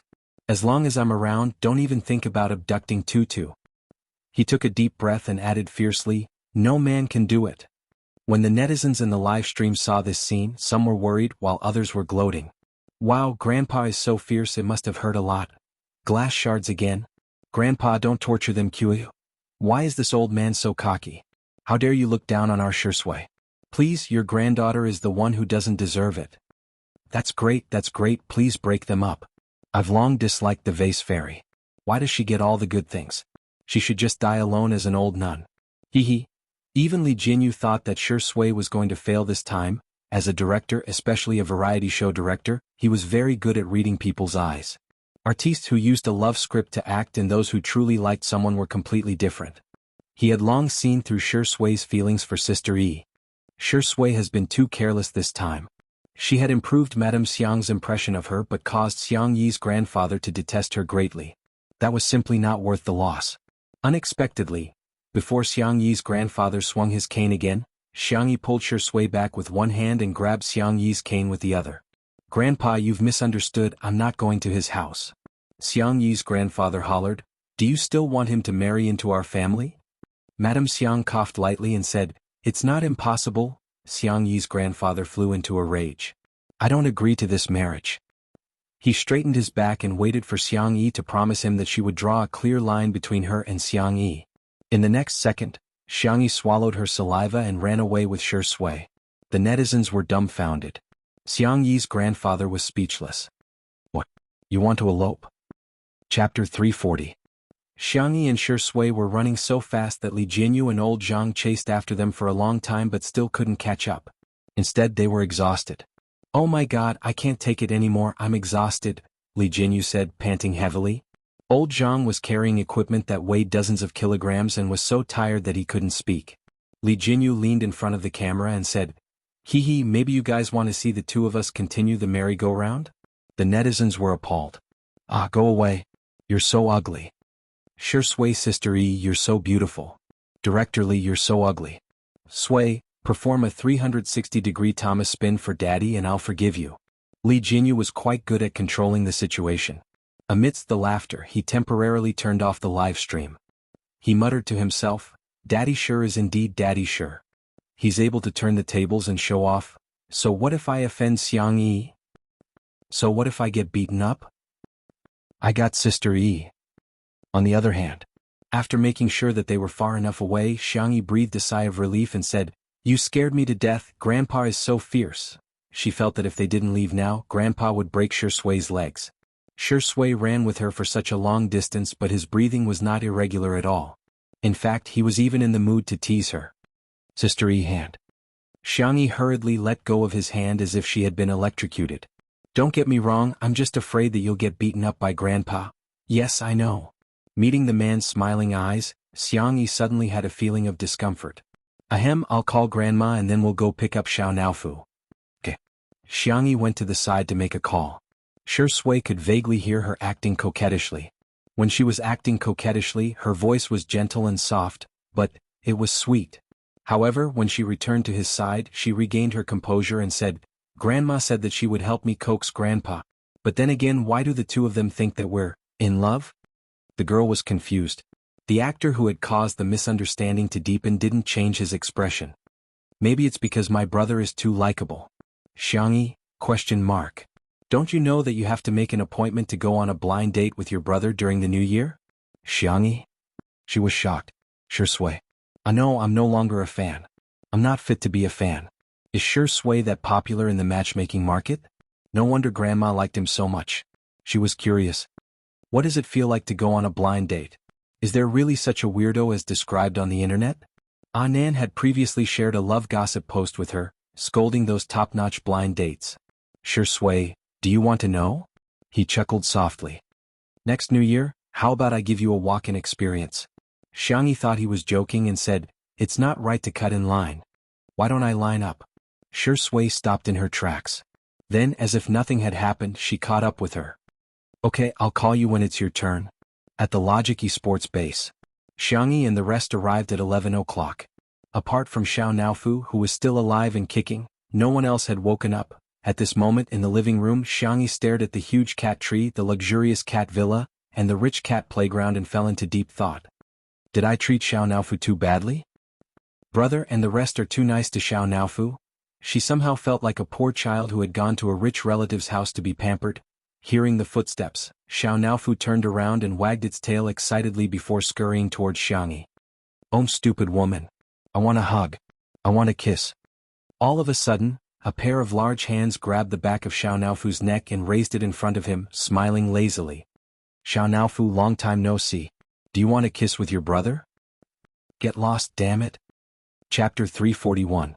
Shi Sui's peach blossom eyes curved slightly as a playful smile flashed across his face. He leaned down and pretended to kiss Xiao Naofu. His pale thin lips were getting closer and closer to Xiao Naofu. Meow meow meow. Xiao Naofu stretched out its chubby paws and desperately blocked Shi Sui's lips, not allowing him to get any closer. Shi Sui's eyes flashed with a sinister light as he slowly retreated. Xiao Naofu breathed a sigh of relief. Woo-woo, this hoo-hoo has protected his innocence. Suddenly, Shi Sui made a sound of surprise. Sister Yi, do you think Xiao Naofu is bald? Xiangyi leaned over to take a closer look and said worriedly, it seems to be a little. The fur on the top of Xiao Naofu's head was obviously thinner than the rest of his body. Just how long has fourth brother been stroking me in these few days? Xiao Naofu's eyes widened as it raised its paws and rubbed its head. Did this hoo-hoo's fur really become thinner? Then wouldn't it become a bald tiger? Unexpectedly, what greeted it was a sudden kiss from Shi Sui. With a soft pop sound, the man's lips were imprinted on Xiao Naofu's cheek. Xiao Naofu, rumble, the whole world began to collapse. It was as if it had been struck by lightning as it stared blankly at Shi Sui. Tiske, why are you shedding fur? Shi Sui's lips curled into a devilish smile. It doesn't taste good at all when I kiss you. Xiao Naofu. Dogman. *CK. You mother *her, I'm going to bite you to death. It opened its mouth wide and revealed its sharp teeth, looking like it was going to fight Shi Sui to the death. But in the next second, it fell into a warm and fragrant embrace. Xiao Naofu, don't bite. Xiangyi spoke in a tone like she was educating a child. Xiao Naofu pointed its paws at Shi Sui. Oh. Awoo, he kissed me. Dog man, he kissed me. Xiangyi understood what it meant. She coaxed it softly, brother Shi Sui kissed you because he likes you. Shi Sui added fuel to the fire. Yes, I never kiss other people's kittens. Xiao Naofu was so angry that he lost his mind. Woof, woof woof. He gradually turned into a dog. Li Jinyu and old Zhang, who were watching from the side, were about to go crazy with laughter. Xiangyi, Tong Tong, do you still remember that you are a little tiger? Which little tiger in the world would bark like a dog? Okay, don't be angry anymore. Our Xiao Naofu is the most obedient. Xiangyi paced back and forth with it in her arms, patiently coaxing it for a few minutes. Xiao Naofu sniffled and snuggled into Xiangyi's arms, rubbing its head against her cloud-like softness. Not far away, Shi Sui's dark eyes suddenly narrowed. After Xiao Naofu whined and whined for a long time, fourth brother Xiangyu woke up. He washed up as fast as he could and didn't even have time to comb his hair. The first thing he did was to go downstairs to feed Xiao Naofu cat food. Seeing Xiangyu's figure, Li Jinyu motioned for old Zhang to start the livestream.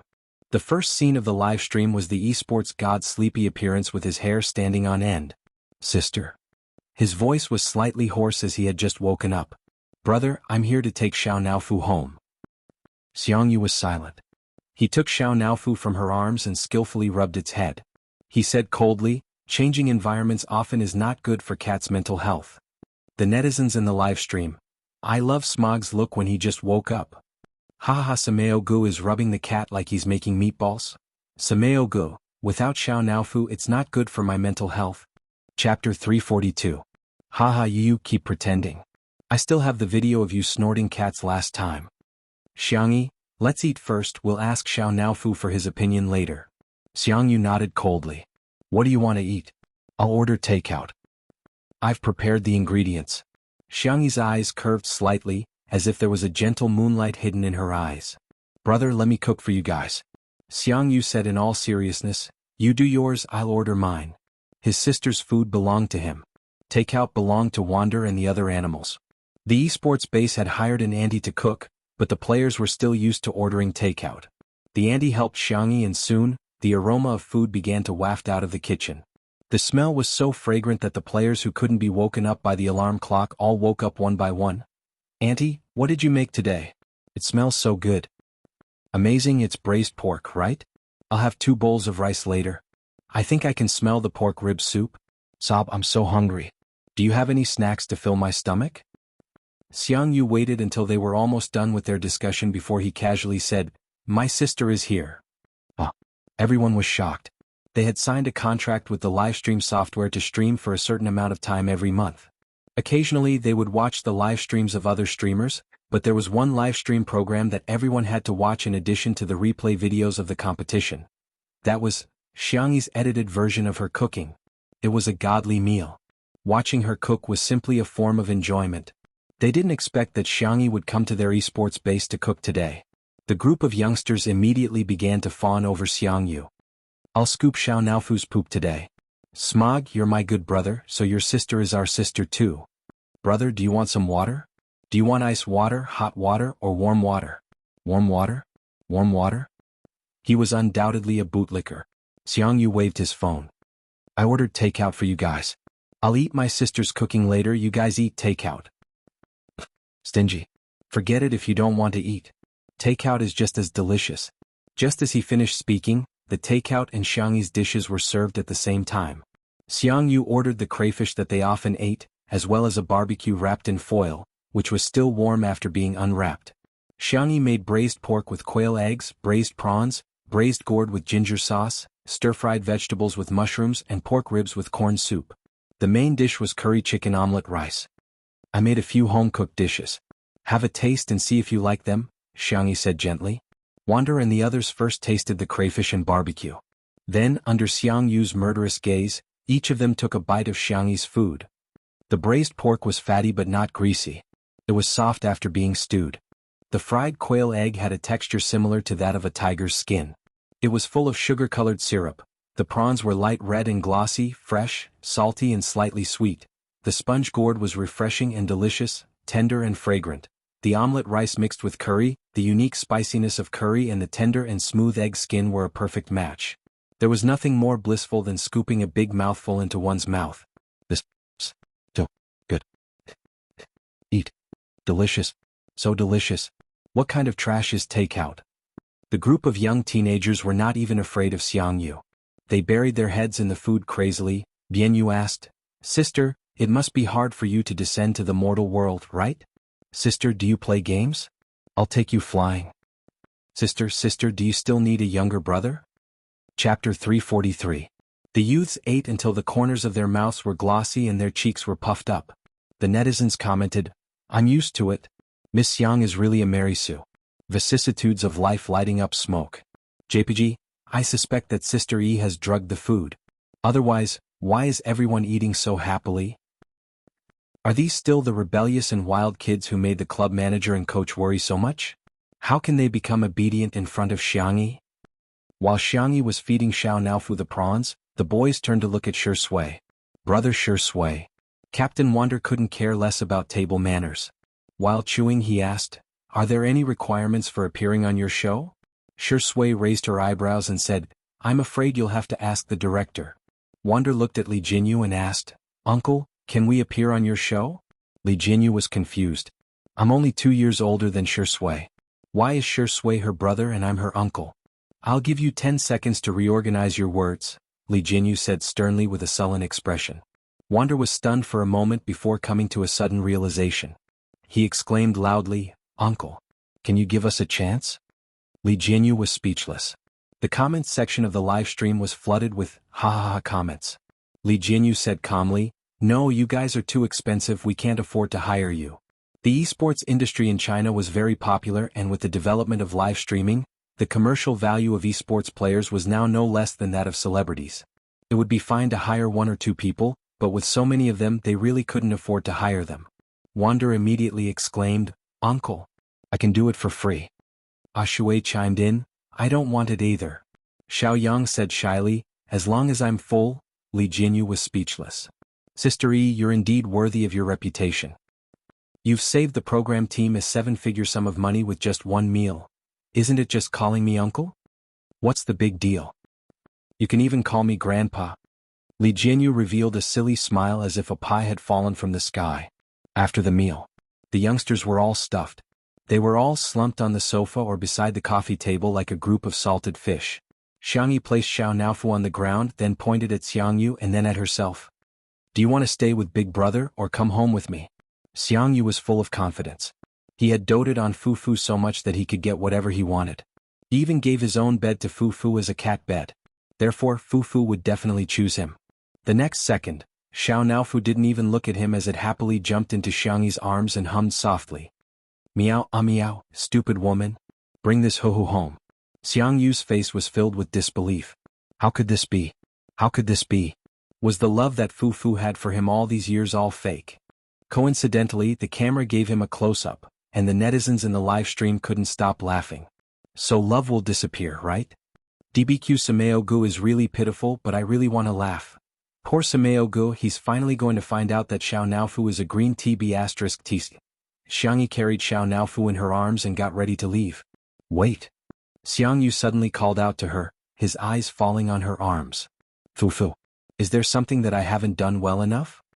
Xiao Naofu blinked its clear, ice blue cat eyes and meowed. "Meow meow, goodbye big brother. I'll miss you." Xiangyu gazed at it deeply and said in a low voice, "Fufu, I'll come and see you." Xiao Naofu turned its head and nestled in Xiangyi's arms with a mischievous smile. "Miss you? No way. Sad. No way. Hee, I'm just pretending." Chapter 344. This scene was completely recorded by the camera. Li Jinyu's original intention was to film Smog and Cat 2.0, but to his surprise he managed to capture the scene of the scumbag Xiao Naofu. Green tea Xiao Naofu, scumbag cat. Damn it, this smile is so smart, it's really smart. I suggest everyone hit the scumbag Xiao Naofu on the public chat. Everyone thought that apart from Shi Sui, Xiao Naofu was invincible. However, when Xiangyi and the others returned to the manor, they discovered that there was an adorable little Shiba Inu at home.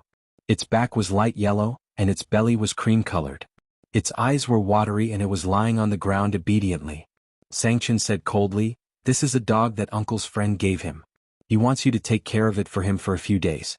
Its name is," he reluctantly said, "Little Shiji." The man, who was as cold as a snow-capped mountain, uttered these 3 words with an inexplicably cute accent.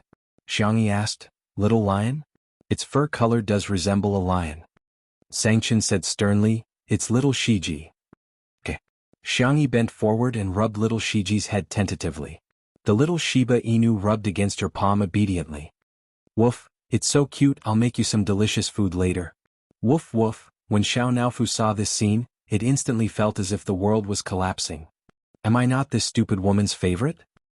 She actually wants to She's going to cook for this mutt? Xiao Naofu was so infuriated that he scurried over on his short legs and roared at little Shiji. Meow. Meow.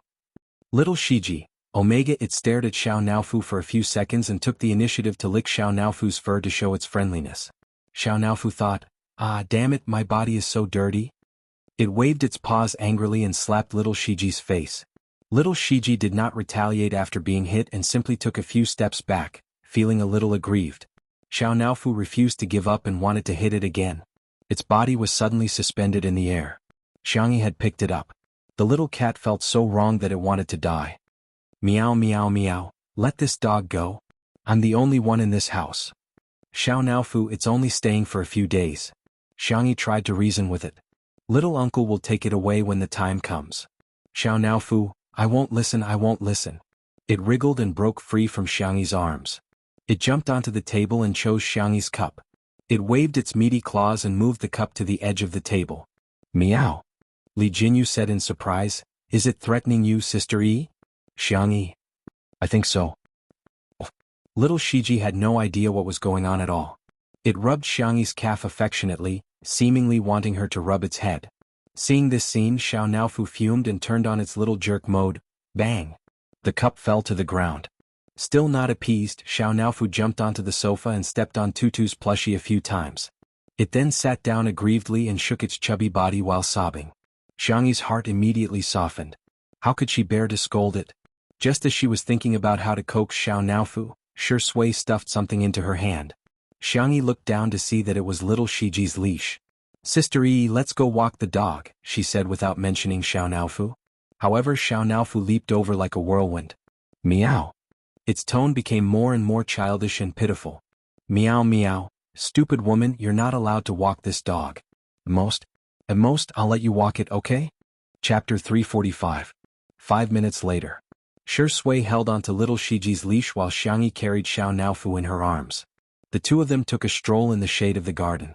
Xiao Naofu rested its meaty paws on Xiangyi's shoulder and gave little Shiji a smug look. Little Shiji barked foolishly. Woof. Xiao Naofu humped. It then glanced at Shi Sui smugly. A dog-like man walking a dog. What a perfect match. Shi Sui raised her eyebrows with a look that seemed to be saying, I advise you not to be so arrogant. Xiao Naofu was speechless. I'm scared. It hugged Xiangyi tightly and said in a childish voice, Meow. Xiangyi said helplessly, Xiao Naofu, how many meals do you eat a day at Fourth Brother's place? It had only been a few days and it had obviously gained weight. Xiao Naofu felt extremely guilty. Well, I just have 3 meals a day plus canned food, dried meat, dried fish, nutrition cream, hair removal cream, and some snacks. Shi Sui said, actually, I have a way to make Xiao Naofu and little Shiji live in harmony. Xiangyi's eyes lit up. Huh. Shi Sui pushed her glasses up her nose and said with a smile, why don't we send Xiao Naofu away? Xiao Naofu was speechless. Listen, is that even human? Shi Sui winked at Xiangyi. The girl understood and cooperated with him tacitly. I think we should give it to second brother. He'll definitely design a scientific and nutritious meal plan. It'll be just nice for Xiao Naofu to lose weight. Second brother? Isn't that the devil Xiangli? If I go, won't I be taken to be sterilized? Xiao Naofu panicked. Meow, I don't want to go to second brother's place. Shi Sui said nonchalantly, little Shiji is so obedient and eats so little. It can even guard the house. Xiao Naofu's ears twitched and it meowed anxiously. Meow meow meow. This hoo-hoo can also be obedient. I can also be obedient. I can also eat less. As for guarding the house, it also can. Therefore, in order to express its ferocity, Xiao Naofu made its fiercest expression. Woof woof woof. Xiangyi tried hard to hold back her laughter and quietly mouthed to Shi Sui, is it really okay for us to trick it like this? Shi Sui's expression did not change. Children will only grow up after being beaten up. Little Shiji, woof. His dark eyes were filled with confusion. He seemed to be wondering if Xiao Naofu was his own kind. Shi Sui praised her, well, not bad. She screamed so fiercely that the bad guys must have been scared away. Xiao Naofu was elated by the praise. Little Shiji responded heartlessly, woof woof. But in Xiao Naofu's eyes, this dog was provoking it. Brr. Woof woof. Woof. Woof woof woof. Xiangyi couldn't help but turn her face away and laugh. Not far away, Li Jinyu was squatting on the steps, completely convinced. Daddy, sure, even a dog isn't as good as you? He looked at the screen of his cell phone, feeling very vexed. Just a few minutes ago, Li Jinyu received a message from his friend, saying that Muyao TV's livestream program, Eating Well for All 3 Meals, was also going to premiere in a primetime slot on the satellite channel. The format of Eating Well for All 3 Meals was a complete copy of Two Under One Roof, which was already enough to make Li Jinyu feel frustrated. Now that one of them was going to premiere online and the other on a satellite channel, he felt even more upset. Although the television industry was declining and there hadn't been a variety show that broke the 2% rating for a long time, broadcasting on television meant that it had a greater influence and a wider audience. Chapter 346. On the other hand, if Two Under One Roof was only broadcasted on the internet, the audience would still be mostly young people. At present, Two Under One Roof was far ahead of the rest in terms of viewership ratings. However, if one day the popularity of Eating Well for All 3 Meals increased, perhaps Li Gui would become Li Kui in the eyes of the public. Are the efforts of the production team Shi Sui and Sister Yi going to go down the drain just like that? On Friday, the thing that Li Jinyu was most worried about happened. Eating Well for All 3 Meals premiered on Muyao TV and other major online platforms during the primetime slot at 8 o'clock. Due to the novel theme, Zhuo Yi, who was a martial arts star, and Jiang Yuner, who was a famous singer with countless hit songs, the viewership ratings exceeded 1.8% within 10 minutes of the broadcast. This was almost the highest viewership ratings for a domestic variety show in the past 3 years. In terms of online viewership, Eating Well for All 3 Meals was also ahead of Two Under One Roof, and the gap between them seemed to be widening. Gradually, some negative comments began to appear on the internet. Eating Well for All 3 Meals is so interesting. I strongly recommend it, but what the hell is Two Under One Roof? Is it plagiarism? Muyao TV is awesome. This is the first time that our whole family can watch a variety show together. Two Under One Roof is so disgusting. They're just following the trend. Zhuo Yi and Jiang Yun have been married for so many years, but they're still so sweet. This is what love looks like at its best. Previously, Shi Sui and Xiang Yi were all the talk about being a couple every day. I just want to say that what's fake can't be real and what's real can't be fake. When Li Jinyu saw these comments, he was so angry that he almost smashed his cell phone. Admittedly, he knew that Muyao TV must have done something such as hiring fake reviewers to spread rumors, but there were even more people who began to criticize Two Under One Roof without knowing the truth at all. Li Jinyu looked at Xiang Yi, who was cooking in the kitchen. The girl's hair was tied into a bun, and her movements were neat and tidy. Shi Sui, who was beside her, although one of her arms was injured, she was still helping out, such as passing things or interacting with the netizens. In fact, it was very tiring to do a live broadcast every day, and the duration had long exceeded the original contract they had signed. However, Shi Sui and Xiang Yi had never complained, and the staff of the program were also holding their breaths. They wanted to turn Two Under One Roof into the most popular variety show of the summer. But what should he do now? Li Jinyu was at a loss. It wasn't that he hadn't thought of having Two Under One Roof broadcast on TV, but he had been working at Muyao TV for so many years, so his connections were limited. He was just a variety show director and he didn't have much say in it. The higher-ups of other satellite TV stations were not people he could come into contact with. Not good, Director Li. The assistant ran over in a low voice and showed him the comments in the live broadcast room. Li Jinyu's expression changed drastically. Is this the show that plagiarized Eating Well for All 3 Meals? Jiang Yuner is cooking and you're cooking too? Have some shame. Shi Sui originally had a good impression of him, but I didn't expect him to have no bottom line. He's really willing to do anything for money. I'm dying of laughter. They're a real couple and that's called showing off their love. They're not lovers at all, yet they're still trying to hype things up. They're really imitating others. Someone in the live broadcast room tried to explain, but the new viewers didn't listen at all. They left after scolding and then new viewers flooded in. Li Jinyu couldn't help but curse. The assistant was worried. Director Li, what should we do now? If this goes on, the reputation of our show will be ruined. All of a sudden, the crisp sound of high heels could be heard from afar. Chapter 347. Da-da-da. Every sound was like the beat of a drum, hitting his heart rhythmically. Good evening, Director Li. A familiar female voice sounded in Li Jinyu's ears. He turned around and was stunned. Director Ruan? It was Ruan Qing, the deputy director of Muyao TV. Ruan Qing's vision and ability were unquestionable. Back then he had several variety show proposals, but no one was interested in them at first. Every time, Ruan Qing was the one who recognized his talent and helped him get a few popular TV variety shows. I've already resigned. Ruan Qing was wearing a blouse, a long skirt and a geometric patterned scarf. Her makeup was exquisite and proper, and she exuded the elegant charm of a mature woman. Li Jinyu rubbed his hands helplessly and asked, "Is that so? May I know what brings you here today?" As a social worker, he was still a little nervous when facing his former boss. Ruan Qing chuckled and said, "I saw the recruitment notice for your program." Li Jinyu was confused. Ruan Qing pulled out a document from her bag and said, "This is my resume." Li Jinyu was dumbfounded. He was dumbfounded and looked at this scene in disbelief. In the glass greenhouse, the warm-toned glass lamps refracted magnificent and bright colors. In just a few minutes, Ruan Qing had successfully joined Two Under One Roof. Li Jinyu accepted this reality in a trance. He felt that he could go to the social worker discussion group and post about it. There would definitely be a lot of clicks. Hashtag about how I became the boss of my beautiful ex-boss and had to tell you about it. Hashtag that's right. Ruan Qing joined the planning team of Two Under One Roof, and even became the team leader.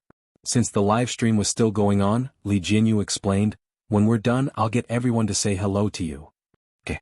Ruan Qing switched to work mode and took out a tablet from her bag to show Li Jinyu the PowerPoint she had prepared in advance. She said in a professional manner, "There are many reasons for the public opinion crisis that Two Under One Roof encountered today. First of all, the people who watch live streams and variety shows overlap, but not completely. At present, live streams and variety shows account for half of the video entertainment industry in our country. The explanation is very simple, and that is, Two Under One Roof has been promoted." Promotion meant that it was broadcasted on TV. Li Jinyu smiled bitterly. "I've thought of that too, but it's not something that can be done just because you want to." Ruan Qing took a sip of her coffee. "Director Li, may I ask if our production team has a complete promotion and salary increase plan?" Li Jinyu thought she was joking. "You're now the second in command of our show. If you get promoted again, you'll be the first in command." Ruan Qing, "I think it's fine." Li Jinyu was confused. "What about me? I'll be the first in command and you'll be the second in command." Li Jinyu, "Xiao Ruan, you're too funny, ha." As he laughed, he felt that something was amiss and said weakly, "You can't be serious, right?" Ruan Qing smiled. With the broadcast of the television version of Eating Well for All 3 Meals, there were more and more comments mocking Two Under One Roof on the internet. TSK, the online premiere of Eating Well for All 3 Meals, has already exceeded 18 million views. Two Under One Roof only has 50 million views. What a joke. When Shi Sui was still a newbie, she spoke rudely to our best actor Zhua. She's a junior who doesn't know how to be polite. Sooner or later she'll be beaten up. What live stream has more than 10 million online viewers? I think half of them are just rubbish. If it's really that impressive, how can it be an online variety show? Chapter 348. People tend to have preconceived notions. Now that everyone saw Eating Well for All 3 Meals on TV, they naturally thought that Eating Well for All 3 Meals was the real thing, and Two Under One Roof was a fake. As for which variety show aired first and whose idea came first, they didn't even bother to check at all and simply began to criticize. Zhui Yi's fans in particular had been clinging on to Shi Sui. When Shi Sui first debuted, she had collaborated with Zhui Yi in a movie, and it was revealed that a newcomer had spoken rudely to a senior and was suspected of being arrogant. Later, Zhui Yi won double Best Actor awards and kept mocking Shi Sui about it. However, later on, Shi Sui won triple Best Actor awards and was the youngest person in the entertainment industry to win the Grand Slam Best Actor awards. Hence, Zhui Yi's fans didn't dare to criticize her. Until today, this old grudge was brought up again. At 9 o'clock, the live stream ended. Li Jinyu gathered the staff in the yard and introduced Ruan Qing to everyone. "This is Sister Ruan, my boss." Everyone was dumbfounded. "Huh? Director Li's boss?" Li Jinyu said bitterly. "In short, Sister Ruan is now in charge of the planning and public relations of our program. You just have to remember that she's the boss of our program." He felt that this title would also go viral on the social media forum. Hashtag hello everyone, I'm the boss. I found myself a boss. Hashtag although everyone was dumbfounded, they still greeted Ruan Qing in a friendly and obsequious manner. "Hello, Sister Ruan." "Sister Ruan, when can we get a raise?" "Sister Ruan, I want to report Director Li and old Zhang for secretly eating chicken." Most of the people in the program were young people. Although life was a little tough, everyone had something to aspire to and the atmosphere was particularly good. Ruan Qing naturally had no problem dealing with such a situation. However, she was used to the scheming in Muyao TV, but in the face of such simple and pure enthusiasm, she was at a loss for what to do. Do you want to have supper? At the door of the villa, Xiangyi poked her head out and asked. I cooked some preserved egg and lean meat porridge. Everyone was eager to eat and looked at Ruan Qing eagerly. Ruan Qing didn't put on airs and said with a smile, Go ahead. Everyone cheered in unison and swarmed into the kitchen. After a while, Xiangyi came out with porridge and side dishes. Shi Sui was with her. Shi Sui had dealt with Ruan Qing before, so she took the initiative to greet her. Sister Ruan. Ruan Qing nodded in acknowledgement, and her gaze shifted to Xiangyi. The girl's temperament was calm, and her dimples were shallow when she smiled. Hello, Sister Ruan. Hello, Miss Yang. Xiangyi asked, Do you want to try supper? Ruan Qing, then I'm in for a treat. They sat down in the pavilion. Ruan Qing tasted the porridge and suddenly paused. She seemed to have understood something. Xiangyi's cooking was indeed delicious. But, apart from that, there was something else. It was an irresistible warmth. Perhaps coming here was the right choice. 10 minutes later.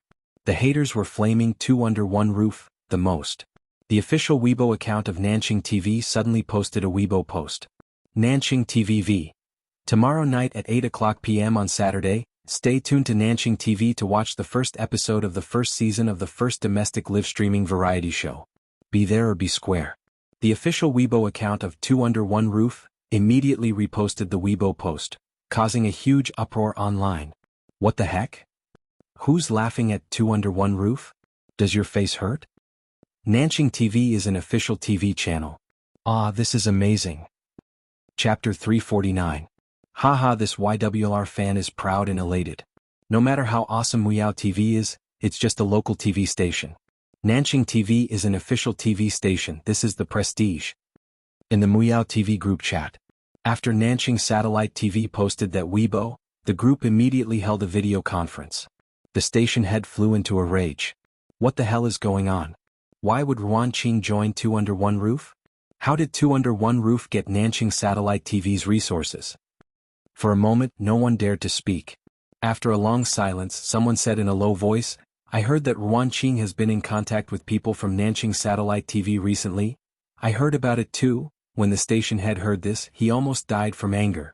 Then why didn't you say so earlier? Of course, they all felt that Ruan Qing was just a woman. What could she do? That was an official satellite TV station. Would they care about a woman like her? They thought that Ruan Qing at most wanted to work in Nanqing Satellite TV and be a small leader. Who would have thought that she actually reached a cooperation with Nanqing Satellite TV? Eating well for all 3 meals was never as popular as Two Under One Roof. Even if their production team had arranged all kinds of scripts for Zhui Yi and Jiang Yun'er to show off their love, quarrel, and fight with the guests, the number of viewers would never exceed 10 million. The popularity of the last live variety show, Heartbeat, had plummeted. It was only supported by the die-hard fans of the guests.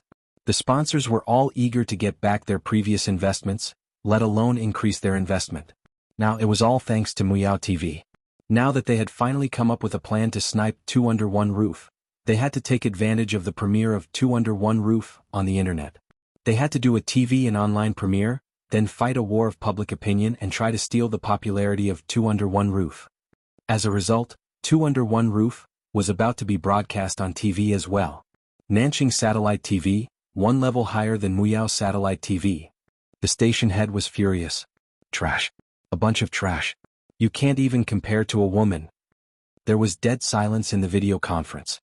No one dared to say that the station head was the one who forced that woman to leave. Muyao TV suffered the consequences of their own actions, and Zhui Yi's fans were also rebuked by the Shi Sui sisters. Youngest Grand Slam Best Actor Sui Suizi Heartsuit Viewership Record Holder Television Emperor Sui Suizi Heartsuit Light of Acting Sui Suizi Heartsuit First Class Business Sui Suizi Heartsuit. Acting like a big shot? Did they really think that the internet had no memory? Who was the one who pretended to fight for real and broke Shi Sui's ribs? Back then Zhui Yi left his image as a single male god. Now he's the equivalent of an idol. He hid his marriage to deceive his fans and then created a couple after marriage. Where did he find the face to step on our Shurindi? The Shi Sui sisters' fighting prowess was not to be underestimated. Previously, in order to help Two Under One Roof control the comments, they had scattered the crowd. Now that they had gathered together, they were able to defeat Zhui Yi's fans in minutes. That night the internet was extremely lively. Netizens from all walks of life stayed up late to watch the show. What? So Zhui Yi had deliberately broken Sherindi's bones during filming? What? Sui's ribs were broken, but she still managed to shoot the scene in one shot. Godly acting skills? What? So Shui had misogyny? The only female celebrity he had ever had physical contact with was Xiangyi? On the one hand, the fans of the untimely couple felt sorry for Shui, but on the other hand it didn't stop them from falling head over heels. The next day, early in the morning, the official account of Two Under One Roof announced the guests that would be coming today. Chapter 350. Two Under One Roof. Please sign here for today's surprise. We are fortunate to have invited the movie queen Zhong Yi to participate in today's live stream. There are also 2 mystery guests. Everyone, please look forward to it. We actually managed to invite Zhong Yi. Zhong Yi had excellent acting skills and gorgeous looks, but she was often attacked by others because of her sexy image in the early days of her debut. Her most famous film was Dustless, which was a collaboration with Shui. In the film, Shui played a detective who belonged to the good side, while Zhong Yi played a dancer who was both good and evil. She had a secret relationship with Shui. The director formed many artistic metaphors through their relationship, and the two of them also displayed superb acting skills, which were regarded as classics in the film industry. The two of them were about the same age, and Zhong Yi was 30 years old this year. When the film was released, many people were shocked by their acting skills in the film and mistakenly thought that they were a real couple. Hence, the two of them were rather popular in the industry. The reason was that Shui had never interacted with any actresses before. Some of Zhong Yi's fans immediately expressed, "Her Highness has arrived. Zhong Yi and Zhong ECP are worth investing in." When Shui was interviewed, he said that he liked Zhong Yi's type very much. Ha, there's going to be a good show to watch. Zhong Yi is the beautiful type. Vase Fairy is going to be crushed by a beauty like Zhong Yi in seconds. Seeing how Zhong Yi's fans were being ridiculed, Xiangyi's fans were displeased. Is our sister Yi someone you can bully as you please? Hence, Zhong Yi's fans were taught a lesson early in the morning. They were dumbfounded. Is this Xiangyi that popular? Why does she have so many fans? The live stream began at 9 o'clock in the morning. The loyal fans of Two Under One Roof immediately swarmed into the live stream. The camera panned to a distant view of the mountains in the distance, where the colorful windmills of Little Rabbit Farm were rotating in the wind.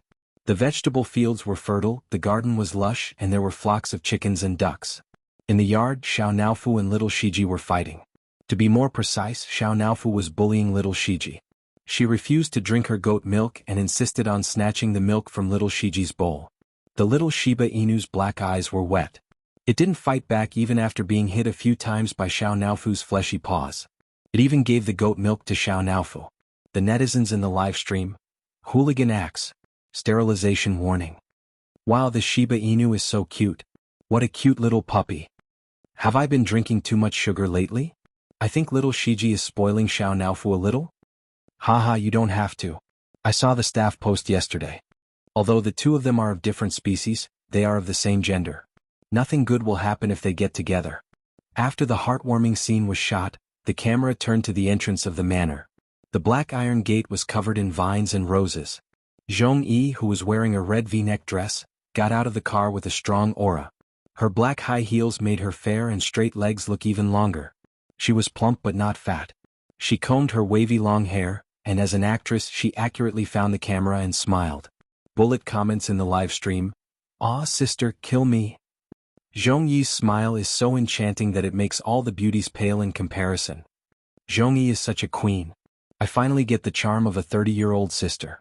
Vase Fairy really can't compare to her. In the next second, Zhong Yi turned around and got out of the car. She carried out a little bun who was wearing a princess dress and had her hair in a bun. She was also holding a rainbow lollipop tightly in her chubby little hand. Chapter 351. The netizens were dumbfounded. What the hell? Where did this child come from? Someone asked, could it be Zhong Yi's baby? As soon as the bullet screen was posted, Zhong Yi's fans immediately burst into laughter. Please don't spread rumors. You can eat whatever you want, but you can't say whatever you want. Smile? How did you know? Did you deliver her baby? If not, then shut up, okay? The production crew was also dumbfounded.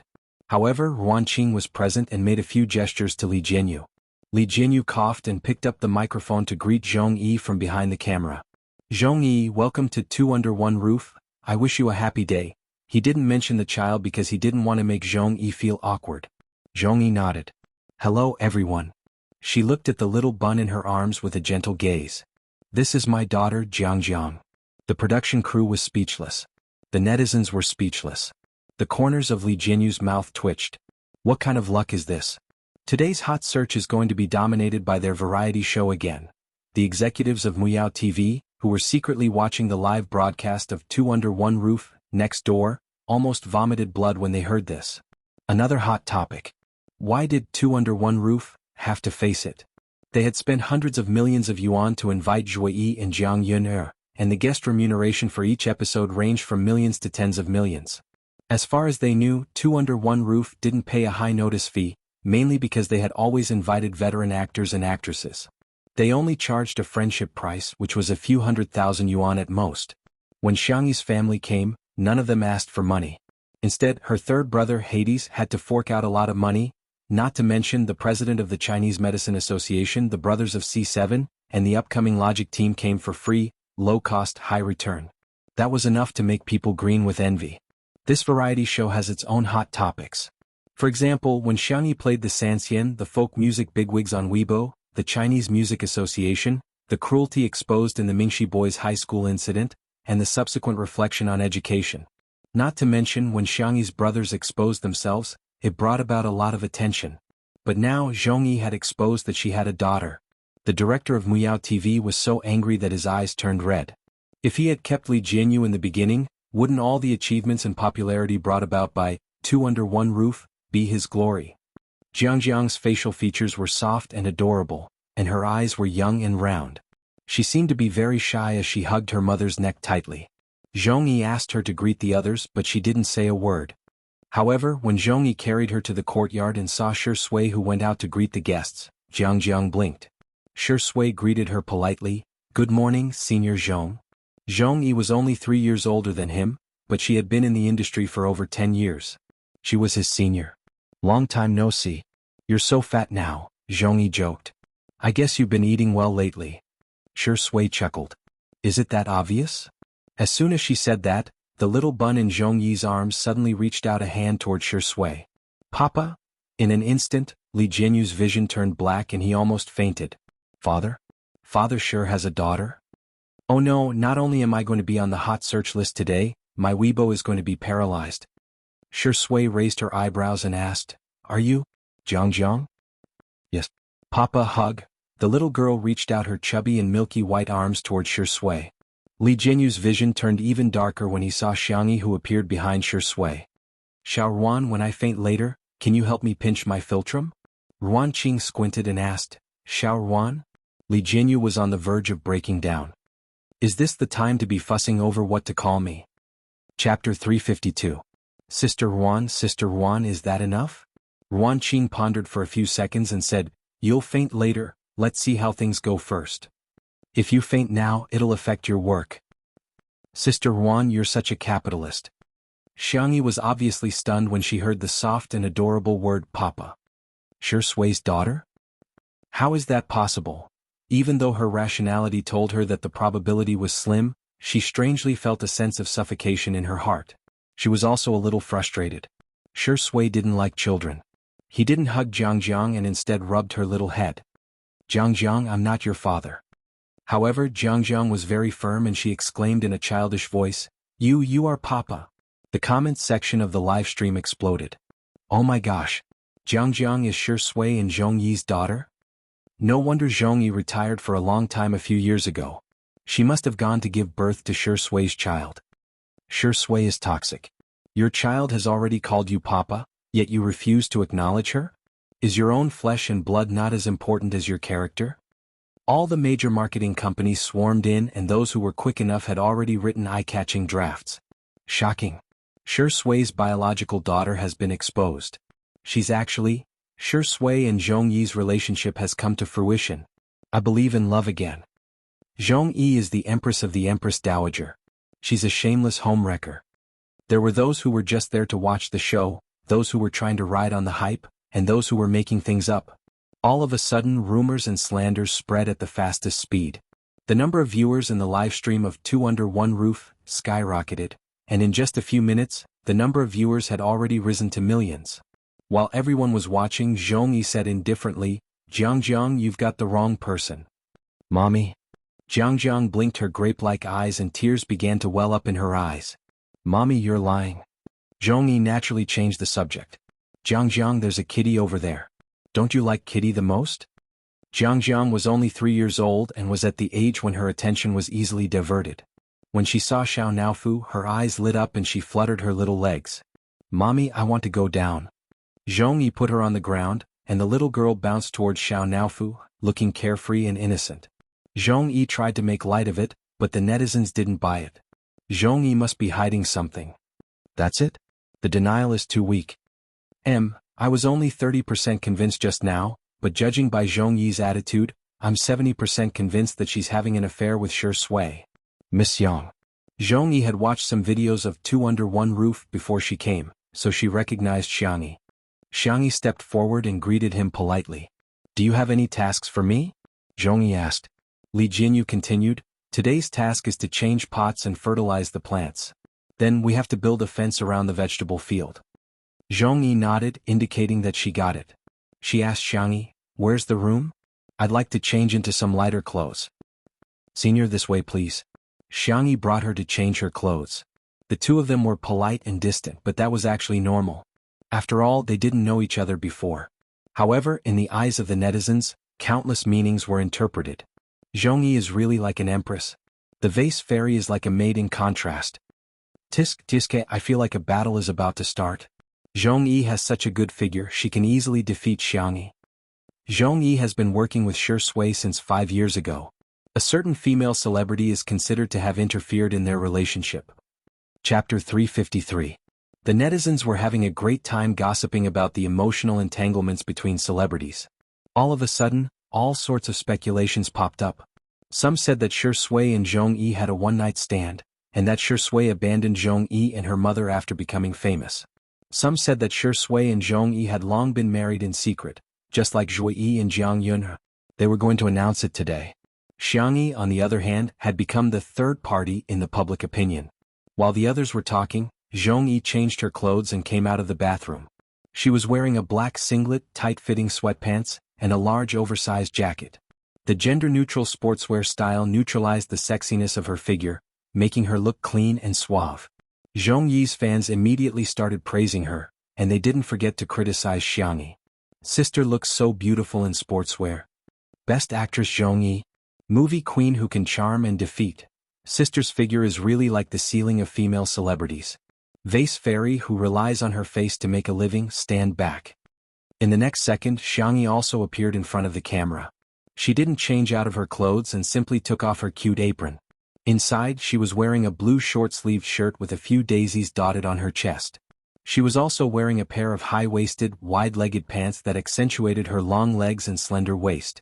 His outfit was simple, languid, and casual, but it made it impossible for one to look away. The comments in the live stream seemed to have lagged, and it took a few seconds for the comments to be refreshed. I have a similar short-sleeved shirt. So the daisies on her chest look like they're in full bloom? To be honest, I don't usually think that Xiangyi is very good-looking, but when I compare her to Zhongyi, I realize that she's really beautiful. I'm dying of laughter. Is this your first day surfing the internet? Do you really think anyone can be called a vase fairy? The word vase is enough to prove that she's worth it. Coincidentally, Xiangyi and Zhongyi were in the same frame. There was only hurt when there was a comparison. Zhongyi's fans realized that Xiangyi seemed to be fairer, slimmer, and her breasts. *CK. What the hell did you eat when you were growing up? Xiangyi demonstrated it once. She just took out the plants and soil from the flower pot and put them into a bigger flower pot. She then added nutritious soil and slow-release fertilizer. You can put some of these insecticides into the soil to prevent pests from appearing. For slow-release fertilizer, just sprinkle it around like this. Xiangyi explained the steps very patiently. Some netizens noticed that the pots of flowers she gave to Zhongyi were all small and light, while the ones she gave to Zhongyi were bigger. Someone praised, "Sister E is really gentle. Love. There were also people who scolded, "Isn't he just trying to perform in front of the camera? Prove that you're doing more work than Zhongyi, scheming woman. When Xiangyi got up to pick up a pot of flowers from the flower rack, her short sleeves rolled up along with her movements, revealing her slender waist and skin that was glowing under the sunlight. Suddenly, the atmosphere in the comments section of the live stream changed. Sister Yi's back isn't a back, it's a Bulgarian rose.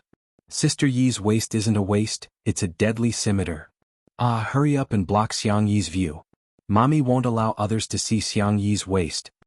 At this moment, Zhong Yi's fans in the live stream no longer had the cheek to dish Xiang Yi with her beauty and figure.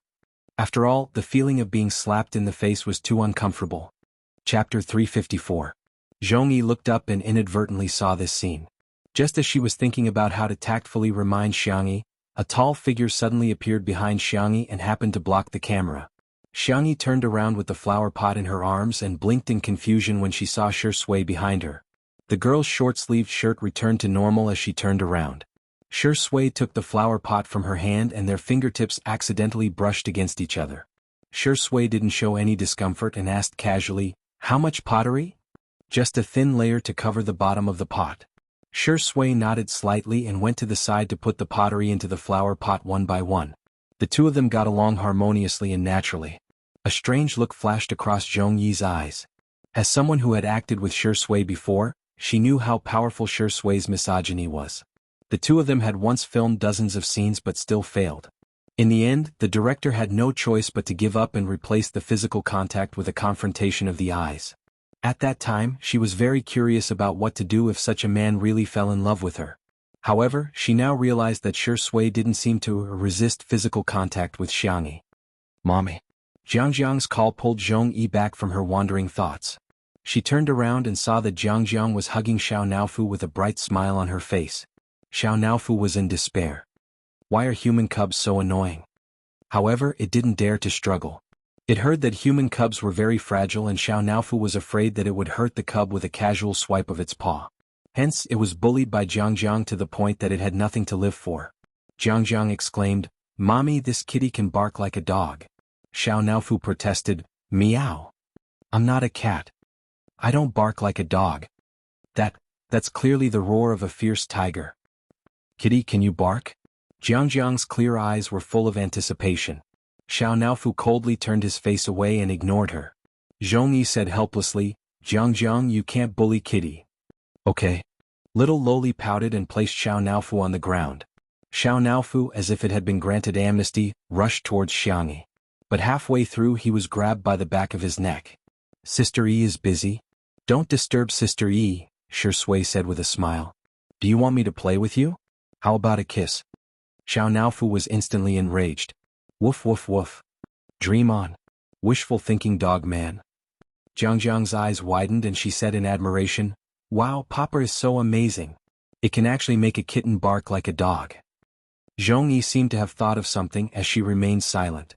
This scene was seen by the netizens in the live stream. "So loving. It's obvious that he's coaxing his daughter." The look in Zhong Yi's eyes is so sad. It must have been hard for her to raise a child all these years. Scumbag Shi Sui. If you have the ability, then make an official announcement. If you don't care, why are you teasing Jiangjiang? She had gotten her father's love and lost it? Are you still human? The netizens were filled with righteous indignation and they immediately imagined Shi Sui as a scumbag father. An untimely couple fan said, "Shurindi might be coaxing Xiang Yi too." Immediately he became the target of public criticism and was scolded like a sieve. In their eyes, Shi Sui, Zhong Yi and Jiangjiang were a family of three. Xiang Yi was superfluous. It was right to scold the mistress. On the contrary, there was a moral problem. There was a mistake in their thinking. They were openly supporting the mistress. Chapter 355. Most of the time, the more people there were, the more reason there was. As long as the moral high ground was high enough, they could judge others to their heart's content. What was the truth? Was it important? People always believed in what they thought was the truth.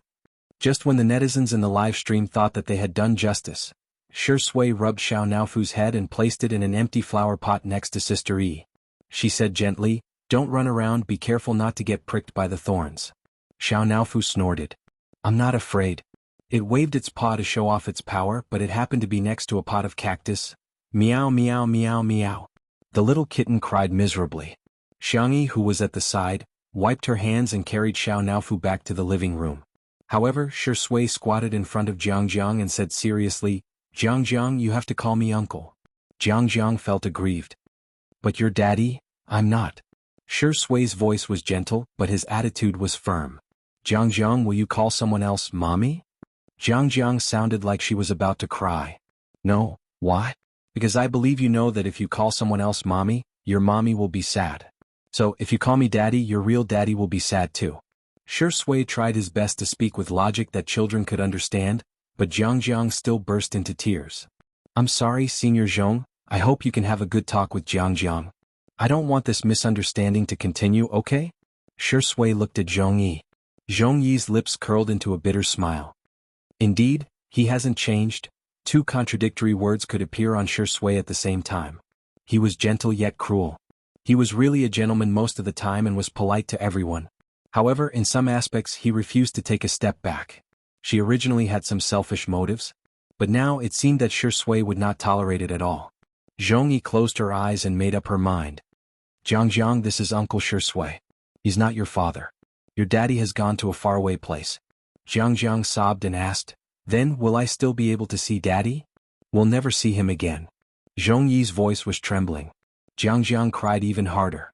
Zhong Yi comforted her with a soft voice. On the other hand, Shi Sui's gaze remained indifferent. It was as if cold blood was flowing under his handsome appearance. In the live stream, countless viewers felt upset because of Jiang Jiang's tears. The scumbag must die. Sigh, no matter what the adults are like, what did the children do wrong? Jiang Jiang is so pitiful. Zhong Yi is clearly putting on a brave front. "I'm going to vomit.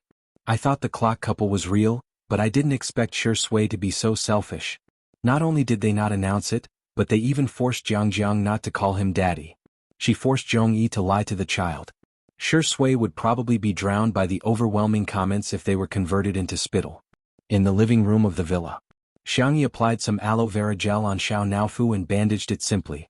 Li Jianyu and Ruan Qing rushed over in time and gestured for the cameraman to film little Shiji's daily life for a while before telling Xiang Yi to turn off the microphone on her clothes.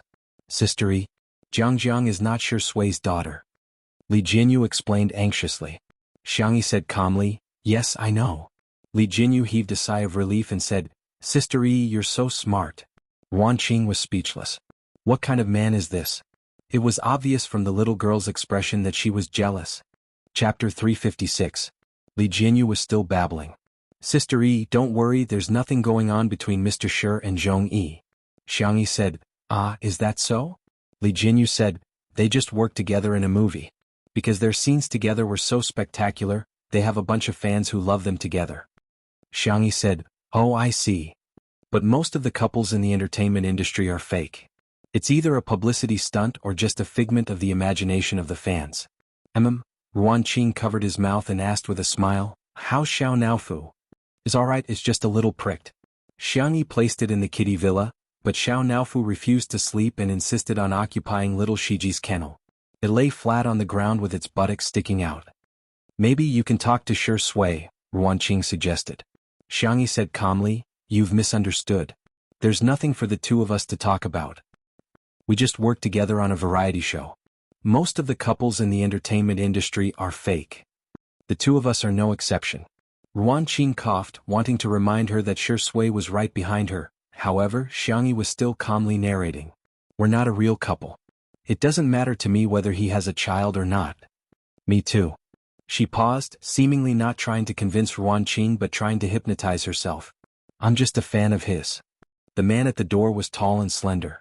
He was standing against the light and his handsome face was hidden in the darkness, making it impossible to tell his emotions. Li Jianyu held his breath, not daring to make a sound. "What kind of hell is this?" Ruan Qing hesitated for a few seconds and asked tentatively, "So, you don't like Shi Sui at all?" Li Jianyu's gaze was vivid as if to say, "Sister Ruan, are you crazy?" In the next second, Xiang Yi said in a huff, "I don't like her." The figure at the door paused stiffly for a few seconds. A moment later the man left. Boom. Li Jianyu's heart was about to break.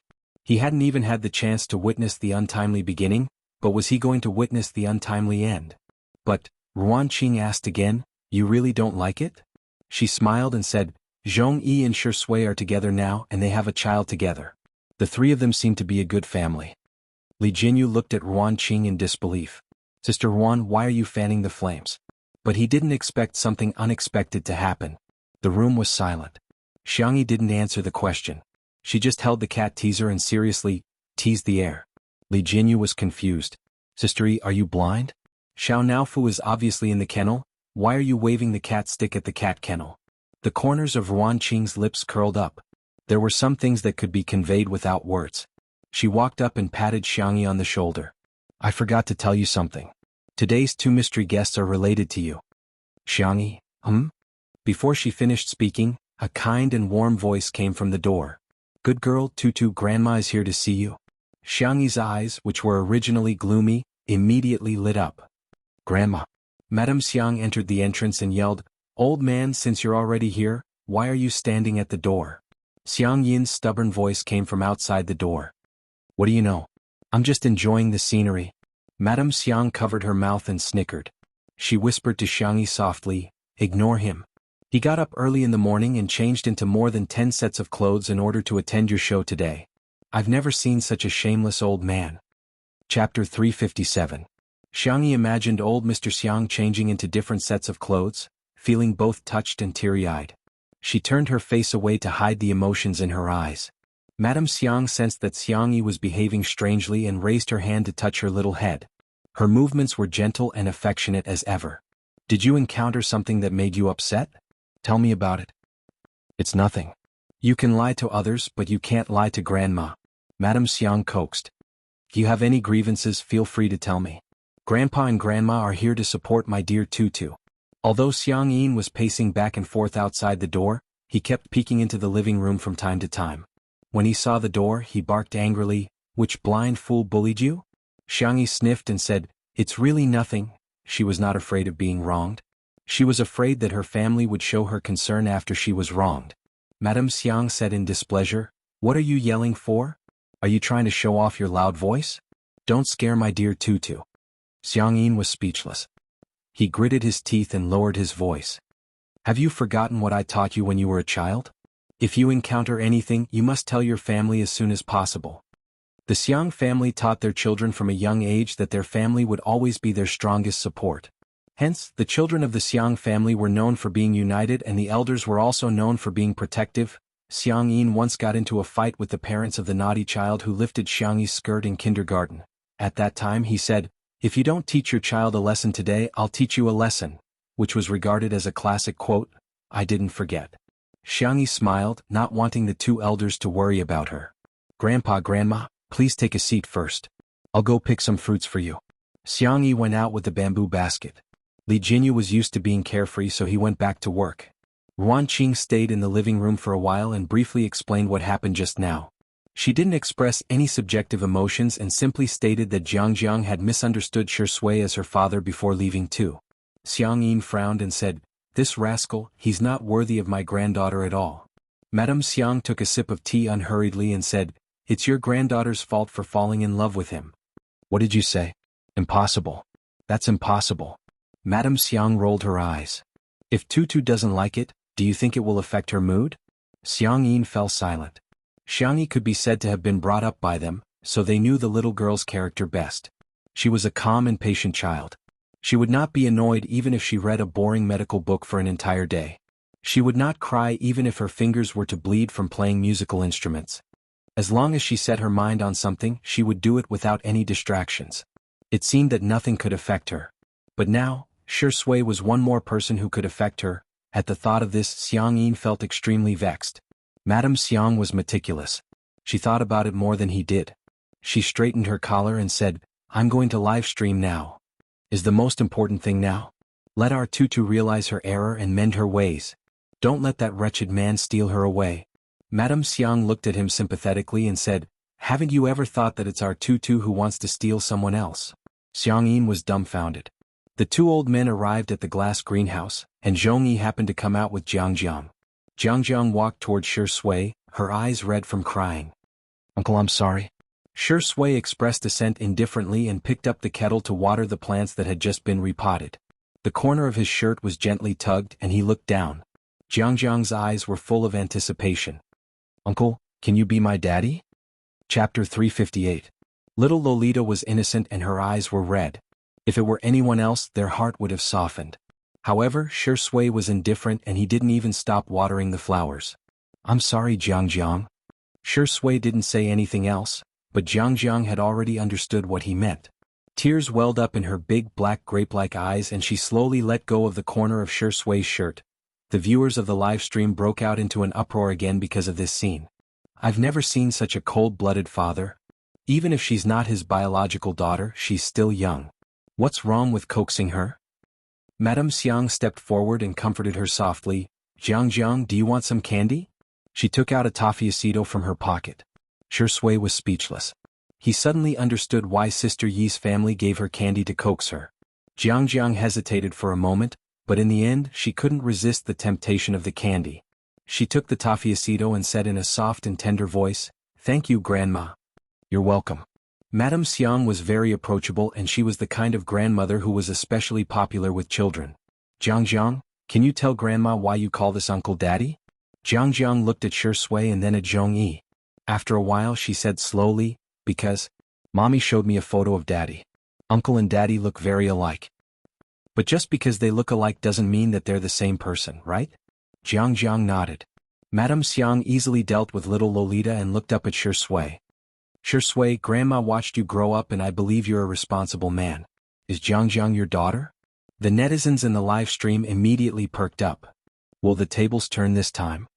However, Shui sighed helplessly and said, "Grandma, I've never even had a girlfriend before. How can I have a daughter?" The netizens were flabbergasted. Is this for real? Shui is still denying it.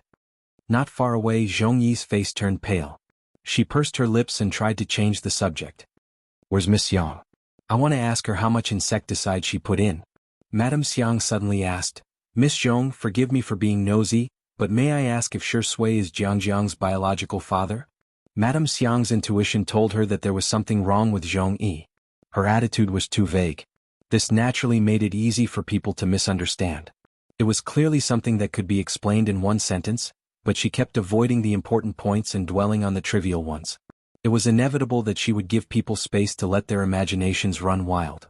The old lady looked elegant and gentle, but in fact she had a strong vibe. Her eyes seemed to be able to see through people's hearts. Seeing her, Zhongyi's heart skipped a beat. She clenched her fists and said hoarsely, "Is it that important?" Jiang misunderstood and her eyes lit up again. "Mommy, are you lying to me? Is uncle an uncle or papa?" This time, before Madame Xiang could say anything, Xiang Yin hollered loudly. "This woman, comrade, parents are children's role models.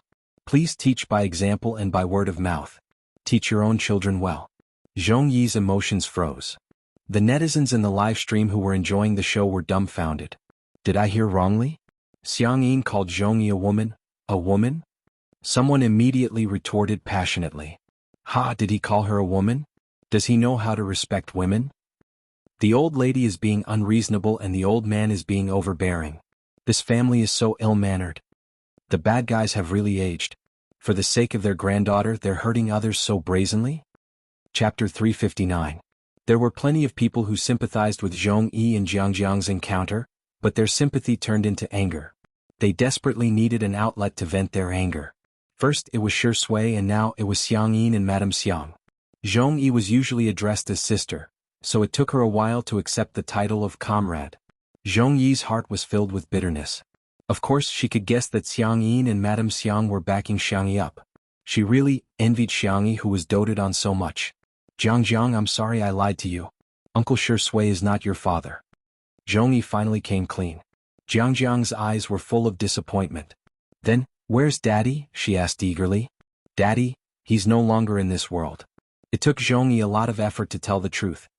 He has become a star in the sky to protect you, Jiang. The 3-year-old Jiang didn't quite understand, but she could feel the sadness in her mother's body. Tears rolled down her cheeks, breaking her heart. The audience watching the live stream froze in front of the screen. Zhongyi means that Jiang's father has passed away? Madame Xiang couldn't bear to see the child cry, so she took the initiative to coax Jiang. Zhongyi pursed her lips and looked at Shui. Can I talk to you?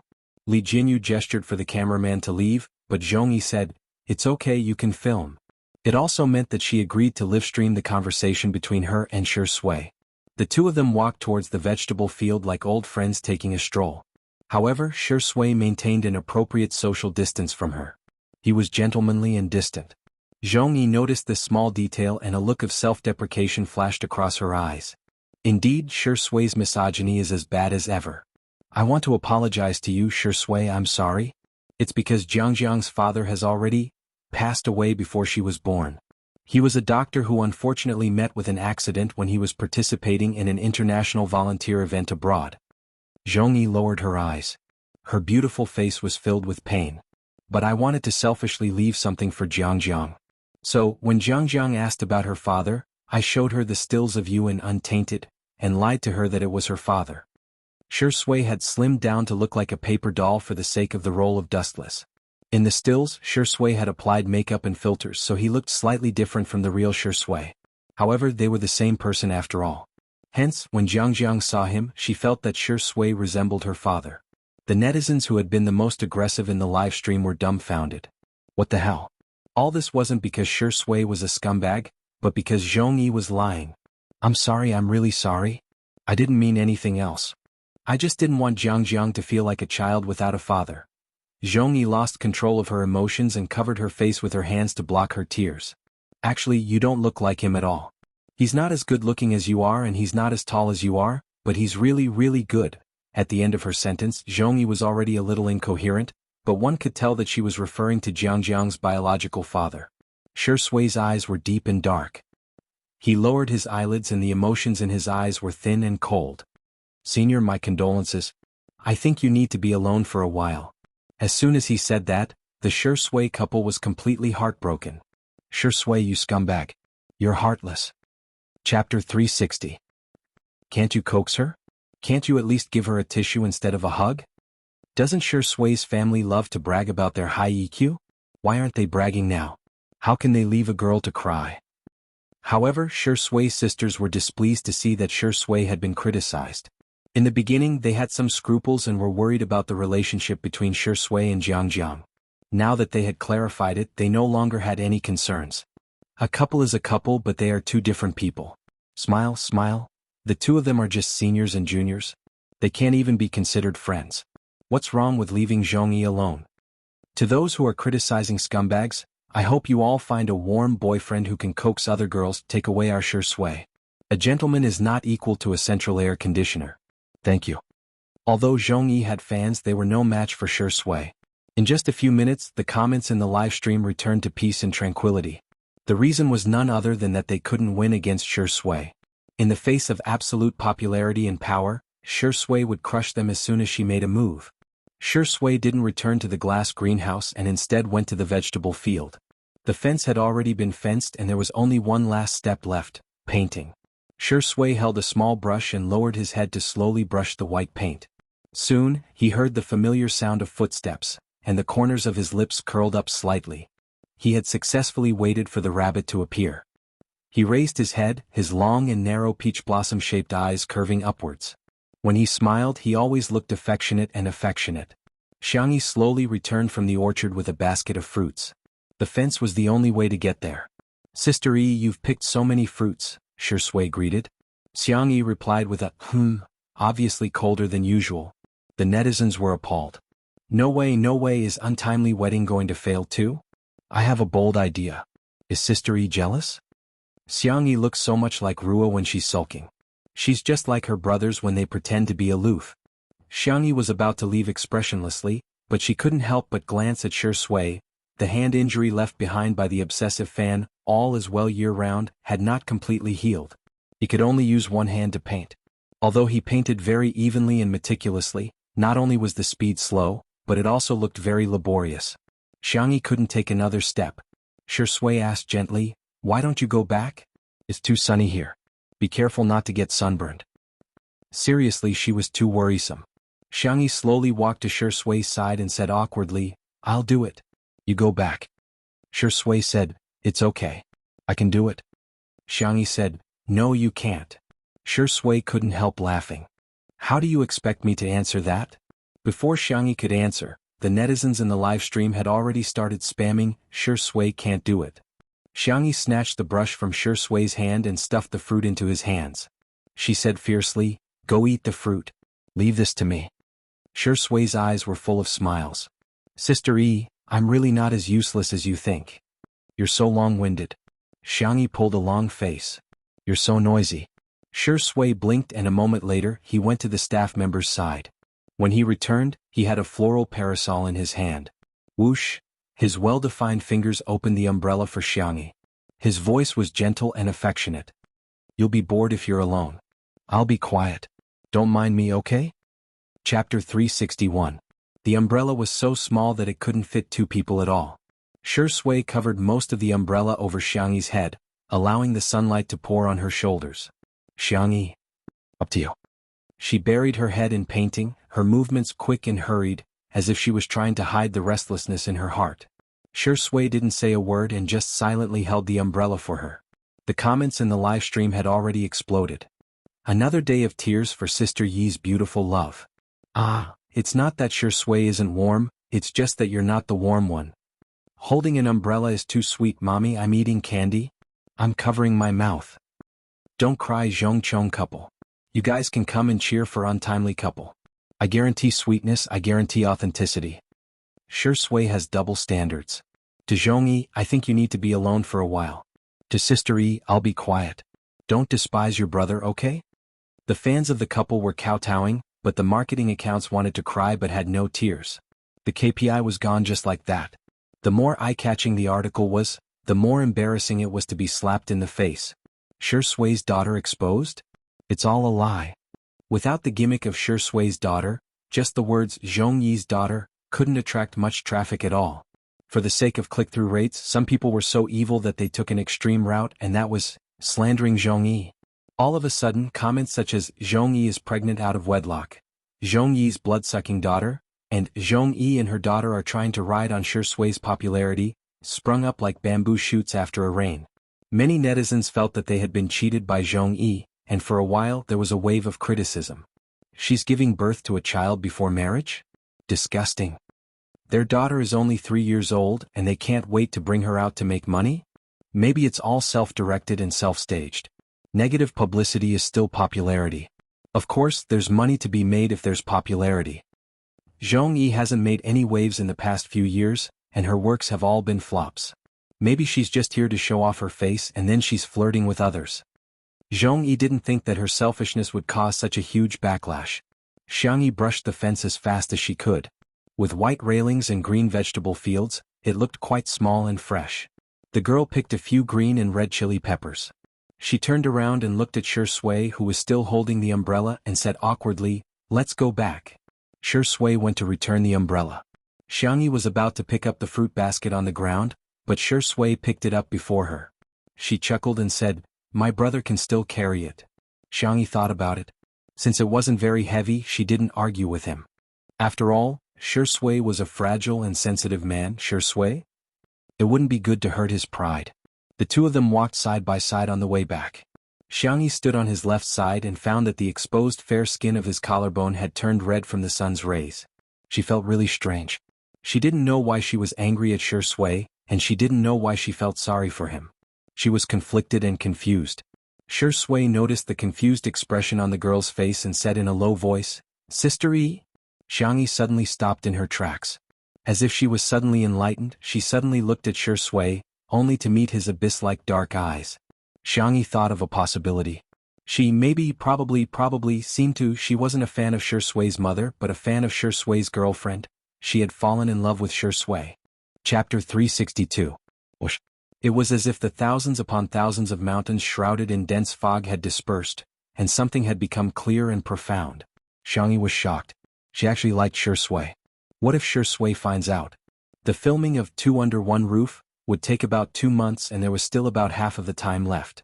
If Shi Sui found out about her thoughts, then wouldn't it be very awkward for her to get along with Shi Sui for the next month? "Sister Yi? Are you okay?" The man's low magnetic voice sounded in her ear.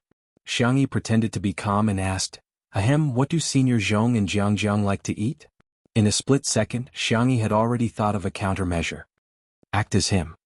In a certain world that she had transmigrated to, She had also played many supporting roles in order to help the protagonist win the Best Actress award. She felt that she wasn't particularly bad. So, Shui shouldn't be able to find out. Little did she know that Shui had noticed her abnormality almost immediately. He was more sensitive to people's emotions than ordinary people. The man raised his long eyebrows and said, "I'm not sure." He had worked with Zhong Yi before, but he didn't know her tastes at all. Or rather, he didn't care at all. Xiang Yi pretended to be calm and said, "Oh, I see. I'll ask them later then." "Sister Yi, are you nervous?" Almost as soon as Shui finished speaking, Xiang Yi exclaimed like a cat with its hair standing on end, "No." "Then you." Shui sized her up with a half smile and his eyes gradually widened. "Why are you walking with your hands and feet in the same direction?" Xiang Yi was speechless. She said stubbornly, "Maybe you saw wrongly." However, this scene was honestly recorded by the camera. The fans expressed that they found it adorable. Why is Sister Yi in a daze? She looks so cute when she walks with her hands and feet in the same direction. Xiang Yi really looked like a little rabbit when she was frightened just now, the white and soft kind. F***ck, I'm going to become a fan of the couple. Yi is so cute, no man is worthy of her. Ahem, me too. I just want to see a beautiful Missy surrounded by a bunch of puppies. Xiang Yi used the fruits she picked, yogurt and nuts to make a fruit scoop. After busying himself for half a day, he finally got such a cold and sweet bite. It was simply too satisfying. Xiang Yi did not add any ice cubes for Jiangjiang's portion. Little Lolita took a bite and her little butt fluttered in happiness. Good, good, what are you supposed to say when someone gives you food? Jiangjiang blinked and asked in a soft and tender voice, "Is there more?" Zhong Yi was confused. The adults in the room were all amused by the children's words. Zhong Yi rubbed her forehead helplessly. At this moment, Li Jianyu took the microphone and began to advertise. Good news, Sister Yi and Shui's double-cover magazine is about to be released. 90 yuan. You won't be at a disadvantage if you buy it. Please buy it on the official Weibo account of My Style. Also, please pay me the advertising fee. Li Jianyu hereby kneels down and thanks the sponsor. The netizens watching the live stream were appalled. Son, you're so good at advertising. Huh? It's finally going to be released. Buy. I must buy it. The photo of Shui holding onto Sister Yi's leg and refusing to kiss her, I bet that photo must be the cover. Damn it. Everyone go to Weibo. My Style is up to something. They've actually separated the male and female versions into AB and AB versions. The two covers are different. Chapter 363. Everyone flocked to Weibo, only to discover that 2 minutes ago the official account of My Style had updated its status. My Style V, hashtag Shui and Xiang Yi Jun cover hashtag I've waited for thousands of years just to meet you at this moment. Mass is not proportional to volume. She attracts me with a mass that far exceeds that of the earth. I want to fall into hell with her. However, at the end of the endless abyss I see a star. Shui V Xiang Yi V. The men's edition A is trapped, the women's edition B is sinking, and the physical edition is shackled by morning star. There were also 3 pre-sale links at the end of the Weibo post, 2 for electronic issues and 1 for physical issues, which would go on sale at 12 o'clock sharp. MS Magazine usually sold 1 electronic issue and 1 physical issue, but this was the first time there were separate editions for men and women. Many netizens immediately began cursing. Are they crazy about money? I'm going to vomit. What kind of unscrupulous magazine company is this? They brag about the fan economy every day. Do they really take their fans for fools? We're not leaks. However, someone sensed something unusual. Are the 3 versions of the photo the same? If they are, it doesn't make sense for them to sell the same photos 3 times, does it? This question was quickly answered by the official Weibo account. Dear, all 3 versions of the photo are different. And they all have their own focus. Cute. In an instant, those who knew what was going on immediately understood. In addition to the cover of the magazine, the 2 of them also had an interview, and there were at least several photos in the inside pages. For the male version there should be more photos of Shui. For the female version there should be more photos of Xiang Yi. As for the physical issue there should be more photos of the 2 of them. In this case fans could purchase according to their needs. In a sense it could also be said to be a personalized service. However, the CP fans wailed. What should I do? I want all 3 versions. Only children make choices. Adults choose to buy all of them. The buyers are not as good as the sellers. Unscrupulous merchants. I'll buy it, okay? Collecting and hoarding are human instincts, so I'm just following my instincts and not spending money recklessly. There were also many discussion posts on the well-known gossip forum, Melon, mainly about which version would sell the most. A Shui sister showed up and posted a very professional analysis post. Title: Prediction: Shui version A will sell first, not me eating a keyboard live. Text: Combining the data before the age of 10, there is no doubt that he is the absolute ceiling for male artistes. The sales volume of the previous few magazine covers has set records, not to mention the ability to increase luxury goods. He is the kind that even the little fresh meats can't beat. The drawings and tables are as follows. As for the other vase fairy, she had only released one single since her debut, and her electronic sales were a joke. Her endorsements were alright, but her sales were mediocre. On the other hand, she inexplicably became popular with dishwashers and electric barbecue plates. She could be considered to have some ability to sell goods. However, a C-lister was a C-lister. How could the light of a firefly compete with the brilliance of the bright moon? Of the three versions, Shui version A is the bestseller, the double cover version is the second bestseller, and the vase fairy version B is the third bestseller. By the way, according to MS's usual practice, the first batch of links will probably be about 100,000 copies. I predict that the Shui version A will definitely sell out in seconds. As for the double cover version and the vase fairy version B, I suggest the vase fairy's fans hurry up and raise funds. The post soon reached the top of the trending section, and there were more than 1,000 replies. At this moment it was 12 o'clock. Chapter 364. In the entertainment industry, the sales volume of a magazine was, in a sense, equivalent to the commercial value of a celebrity. The so-called instant sales meant that the sales volume was within a minute or a few minutes.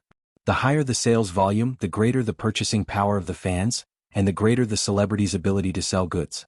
Shui's fans rubbed their hands in glee and clicked on the purchase button as soon as the electronic magazine was put on the shelves. The Shui sister who posted the post bought Shui edition A and refreshed the page to find that there were no more copies in stock. She clicked on the link to the physical magazine, only to find that there were not many copies in stock. She then clicked on Xiangyi edition B and found that there were still more than 90,000 copies in stock.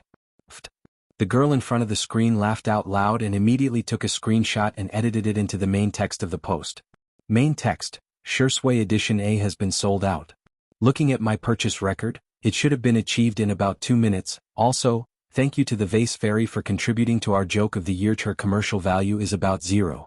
I suspect that her fans are fake fans. However, she was confused by the netizens' replies. Ha ha ha, as long as you're happy. Are you there? Is there something wrong with your eyesight? Another one has gone crazy. Take her away, she's hopeless. She was puzzled until she refreshed the forum and found a post titled, Have a taste of the strongest fan club in history. Rewind time to a few minutes ago. On Weibo, Yan Nai and his father, Yan Zhenhua, reposted the Weibo post of MS Magazine. Yan Zhenhua. Haha, little girl, have you grown up? I'm craving it. I'll buy a few copies as payment for my food expenses. Yan Nai. Sister, I'll give you all my New Year's money to support you. Clench your fists. Then the boys of C7 followed suit. Jiang Qin. Sister, you're so beautiful. I love edition B. Xin Ci. Sister's magazine, I have to buy it. Soon, Yin Jiangxue and her husband also reposted the post. Yin Jiangxue. Wow, our little cutie looks so good in this photo. I'm going to buy it for my collection. Xingguang, my wife is right. Then, it was Xiangyi's family group. Little Uncle Xiang Feng yelled in the family group chat and forwarded the post. Badeo President V. Little Xiangyi, I'll cover your cover today. In the training room. Xiang Yu logged onto Weibo in the midst of his busy schedule. Logic Smog V. Is there a PS expert? Later, please help me Photoshop a single photo of my sister. The price is negotiable. Abroad. Xiang Qi set an alarm and got up in the middle of the night. Hades V. My sister is the cutest in the world. I won't accept any rebuttal. At the Research Institute. Xiang Li was in the middle of writing the latest research report when he suddenly stopped and said gently, Sorry, give me a minute. I have to support my sister. Help? What was that? Under the confused gazes of a group of scientists from various fields, Xiang Li calmly took out his phone and reposted the Weibo post.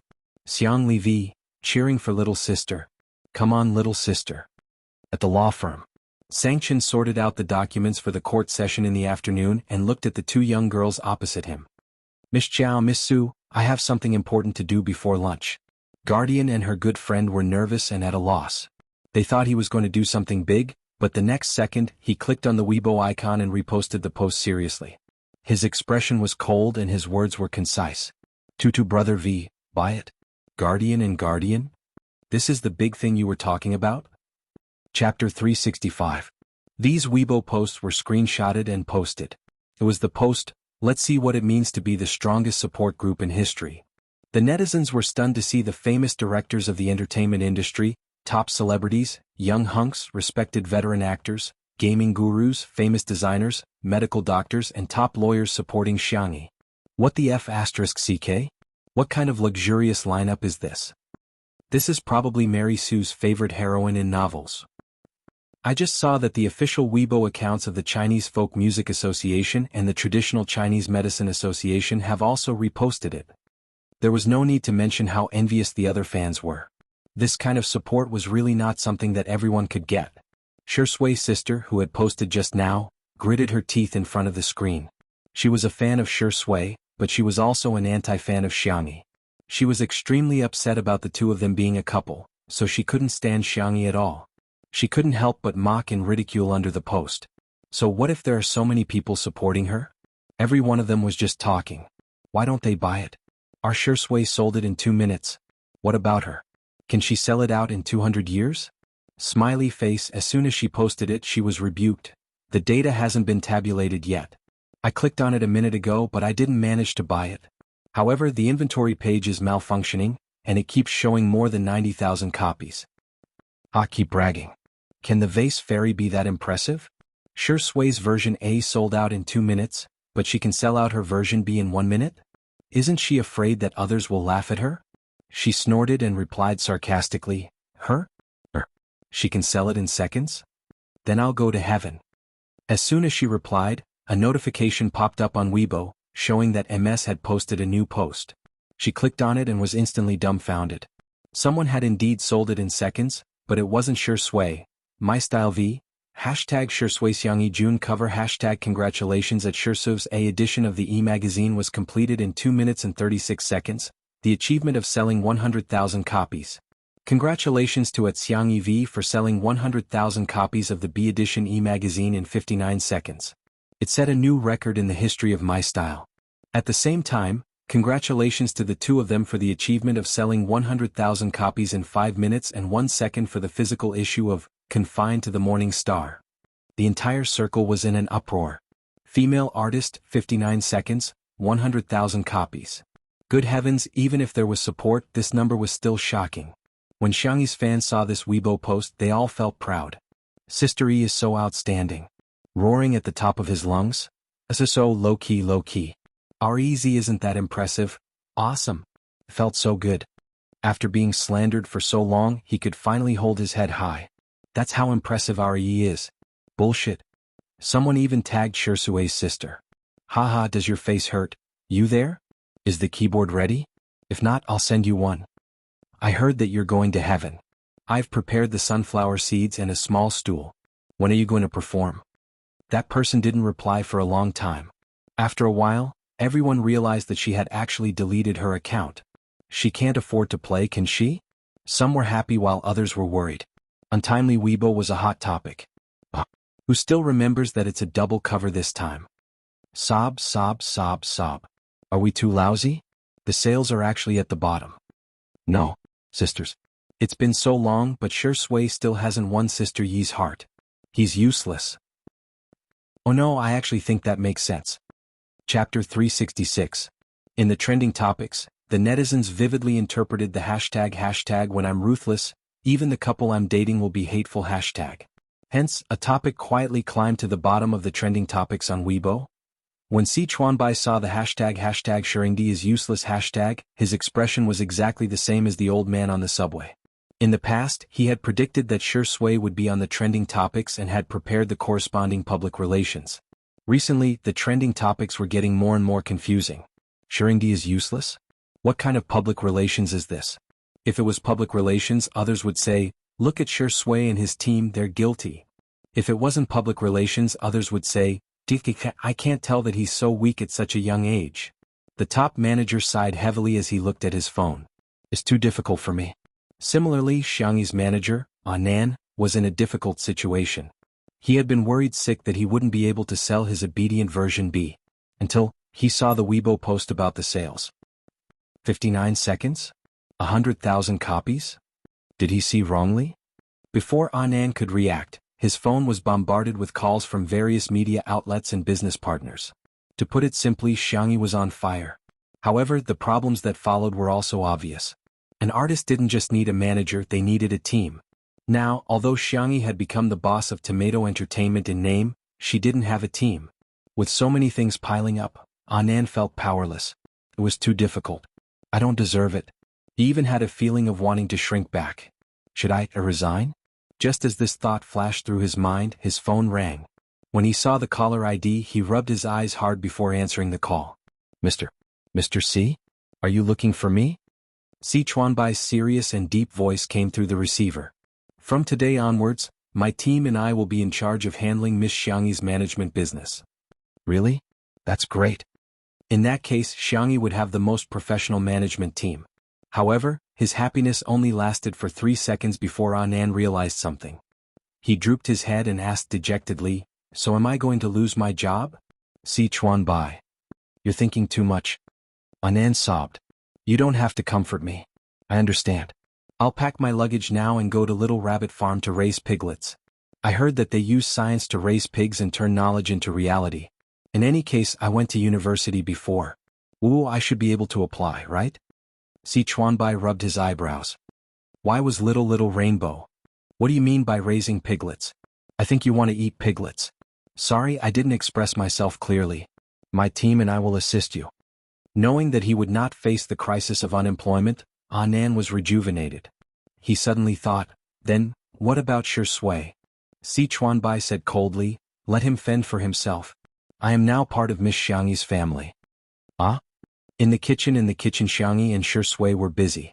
Li Jinyu announced Shui's sales volume first. Shui bowed to the camera and said, Thank you for your support, everyone. A's was made comments. First bow. When it was Xiangyi's turn, Xiangyi stopped washing the vegetables and expressed her gratitude to her fans. More and more people joined in. Second bow. Coincidentally, when Xiangyi turned around, she bumped into Shui. He frowned and looked down at her. One person's idiocy is called idiocy, while a group's idiocy is called happiness. Husband and wife bow to each other. Ceremony complete. Chapter 367. Send him to the bridal chamber and turn off the lights. Wait a minute, isn't Shui impotent? Why don't we crowdfund and send him some pills to nourish his body? Oh, I'm going to laugh myself to death in the comment section sooner or later. There was a sea of joy in the comment section, but the few popular starlets in the entertainment industry were extremely displeased. Some of the fashion and endorsement opportunities that had originally approached them had all gone to Xiangyi. That was how realistic the entertainment industry was. When something was going down, the business world wouldn't even take a second look. When it was popular, the business world would willingly be a spare tire. The starlets would usually fight openly and covertly, but today they were united against a common enemy and quickly formed a group. The Plastic Sisters flattered each other for a while, and then very tacitly joined forces to defame Xiangyi. Soon, a lot of negative news about Xiangyi appeared on the internet. What kind of sales legend is this? It's all fake. After removing the fake news, it's already good enough for someone to sell 1,000 magazines. Well, a certain Xiang actress has a bunch of rich brothers. Of course she can buy as many magazines as she wants. Commercial value? Sorry, the vase fairy really doesn't have any. It's all fake prosperity. Would there really be an idiot who would believe that she has fans? She might be fine if one person scolded her, but if a group of people scolded her, there must be something wrong with her. Otherwise, why would they scold her instead of others? The companies behind the starlets all had a lot of marketing accounts, which undoubtedly came in handy at times like this. They were ridiculing Xiangyi from all angles, as if the 100,000 copies sold by her brothers were all fake figures. Commercial value was an important standard in the business world to measure artists. Seeing so much negative public opinion on the internet, some brands couldn't help but back out. Looking for Xiangyi might not be a good choice. She was popular, but she was a little too black-red. After all, no one wanted to find a spokesperson who would attract criticism. Besides, her figures were too exaggerated. In the entertainment industry, Male artists had always been the ones who outsold female artists. Since when had female artists ever outsold male artists? At the critical moment, an overseas vlogger posted on Weibo, which attracted the attention of netizens. Nowadays, there were many overseas artists, internet celebrities, vloggers, and so on Weibo. Some of them managed their accounts well and had a considerable number of fans.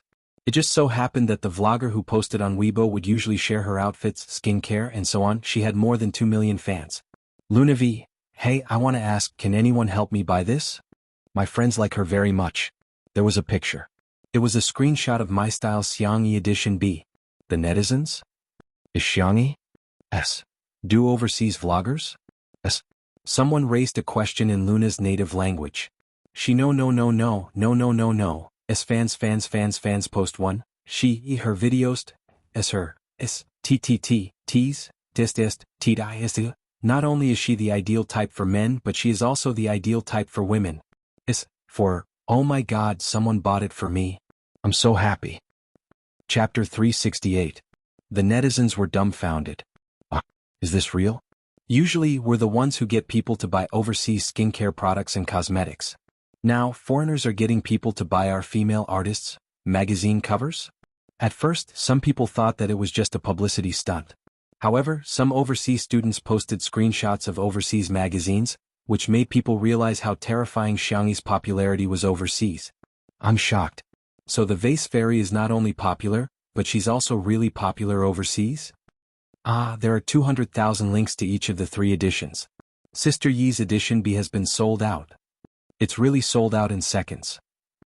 I went to several well-known overseas video websites and found that the number of views on Xiangyi's cooking videos is second only to the videos of our national treasure Panda acting cute. The popular actresses who had teamed up to slander Xiangyi were also confused. How did this happen? Didn't Xiangyi just star in a variety show? How did she become so popular overseas? Those brands who had backed out just now were dying of regret. They hurriedly tried to contact Xiangyi again, only to find that she already had a new management team, gold medal manager Si Chuanbai and his team. The brands were speechless. Isn't he sure Ingdi's exclusive manager? Why is he in charge of Xiangyi's management business? Si Chuanbai was much colder than Anan. He quickly filtered through and rejected those that were not suitable for him. Those brands beat their chests and stomped their feet, hating themselves for being a step too late and missing out on such a huge business opportunity. The most vicious slap in the face came from a Weibo post that Shui liked. Badeo President V. Woo, what lousy magazine is this? It's limited to 1 copy per account. I'm rich. Let me buy it. Do you hear me? Xiang Feng's incompetent and furious post attracted a lot of laughter from the netizens. After Shui liked the post, everyone suddenly understood the main point. Huh? There's a limited purchase? And it's limited to 1 copy? A limited purchase meant that no one could buy hundreds or thousands of copies. The rumor of Xiangyi's brothers spending money to boost sales was dispelled. The netizens were in a daze, still in disbelief. Xiangyi, a female artist, had single-handedly surpassed Shui's magazine sales. She had really recorded a variety show. If there were any good works in the future, he didn't dare to think about it. He really didn't dare to think about it. Untimely super topic. Shui, a man who is always on the front line to protect his wife. My first reaction is that I've eaten candy. My second reaction is that Shui likes her. Sob, me too. I feel like my daughter hasn't been enlightened yet. I'm looking forward to her growing up, but I don't want her to grow up at the same time. Her mother fans are so worried. The manner. When lunch was served, Jiang stared blankly at the sumptuous lunch. Did elder sister do all this? Amazing. Jiang praised generously. Jiang, call me auntie, said Zhongyi. Jiang shook her head and said, no, it's sister. The beautiful ones are all big sisters. Xiangyi had always been very tolerant towards her cubs. She pushed a cup of freshly squeezed strawberry milk over, her eyes gentle and calm. Jiang took a sip and squinted her eyes blissfully. After a few seconds she sighed like an adult and said, when will I grow up? Madame Xiang asked, Jiang, what do you want to be when you grow up? Jiang exclaimed, I want to marry Sister Yi. Everyone at the table burst into laughter. Shui was the only one who raised his eyebrows. Children are such creatures. They're really annoying. Chapter 369. The netizens watching the live stream were appalled. It's time for the mukbang live stream. Reporting the takeout has been ordered and the milk tea is ready. Get ready to eat. Over? Ha, Sure Sui's eyebrows are so soulful. He's not going to be jealous of children, is he? Zhongyi was shocked by the delicious food on the table. Did you make all these? Xiangyi didn't take the credit. Sure Sui and I made them together. Sure Sui said, I'm just an assistant. A look of surprise flashed past Zhongyi's eyes. As far as she knew, Sure Sui was the type of person who would rather not eat than cook. Yet she's willing to cook? Madame Xiang praised, our dear Tutu's culinary skills are really getting better and better. Xiangyin humphed and said, that's all. Madame Xiang, haha, if you didn't eat the most, I would have believed your nonsense. As for Xiao Naofu and little Shiji, they also had their own lunches. Little Shiji, who had only eaten dog food before, barked and buried its face into the bowl of food for the first time. Xiao Naofu, on the other hand, turned into a little kitten and ignored its own food to squeeze into little Shiji's bowl. Little Shiji looked at it in bewilderment. Woof? Xiao Naofu barked at it fiercely. Woof? I'm going to eat your food, you mutt. Little Shiji hesitated for a few seconds and quietly retreated. It even pushed its bowl towards Xiao Naofu, seemingly hinting for it to eat more. Xiao Naofu initially thought that little Shiji was trying to lure it away from its territory so that it could steal its luxurious seafood rice. To its surprise, little Shiji lay on the ground obediently and watched it eat innocently with watery black eyes. It seemed that it was planning to wait for Xiao Naofu to have its fill before starting. Xiao Naofu suddenly felt that the rice in its bowl was no longer fragrant. What are you looking at? Xiao Naofu was immature and was equivalent to a human child. It bullied little Shiji because it felt that little Shiji had stolen Xiangyi's love. If little Shiji was a bully, it would definitely fight little Shiji to the death. However, little Shiji wasn't. Xiao Naofu felt like it had punched cotton.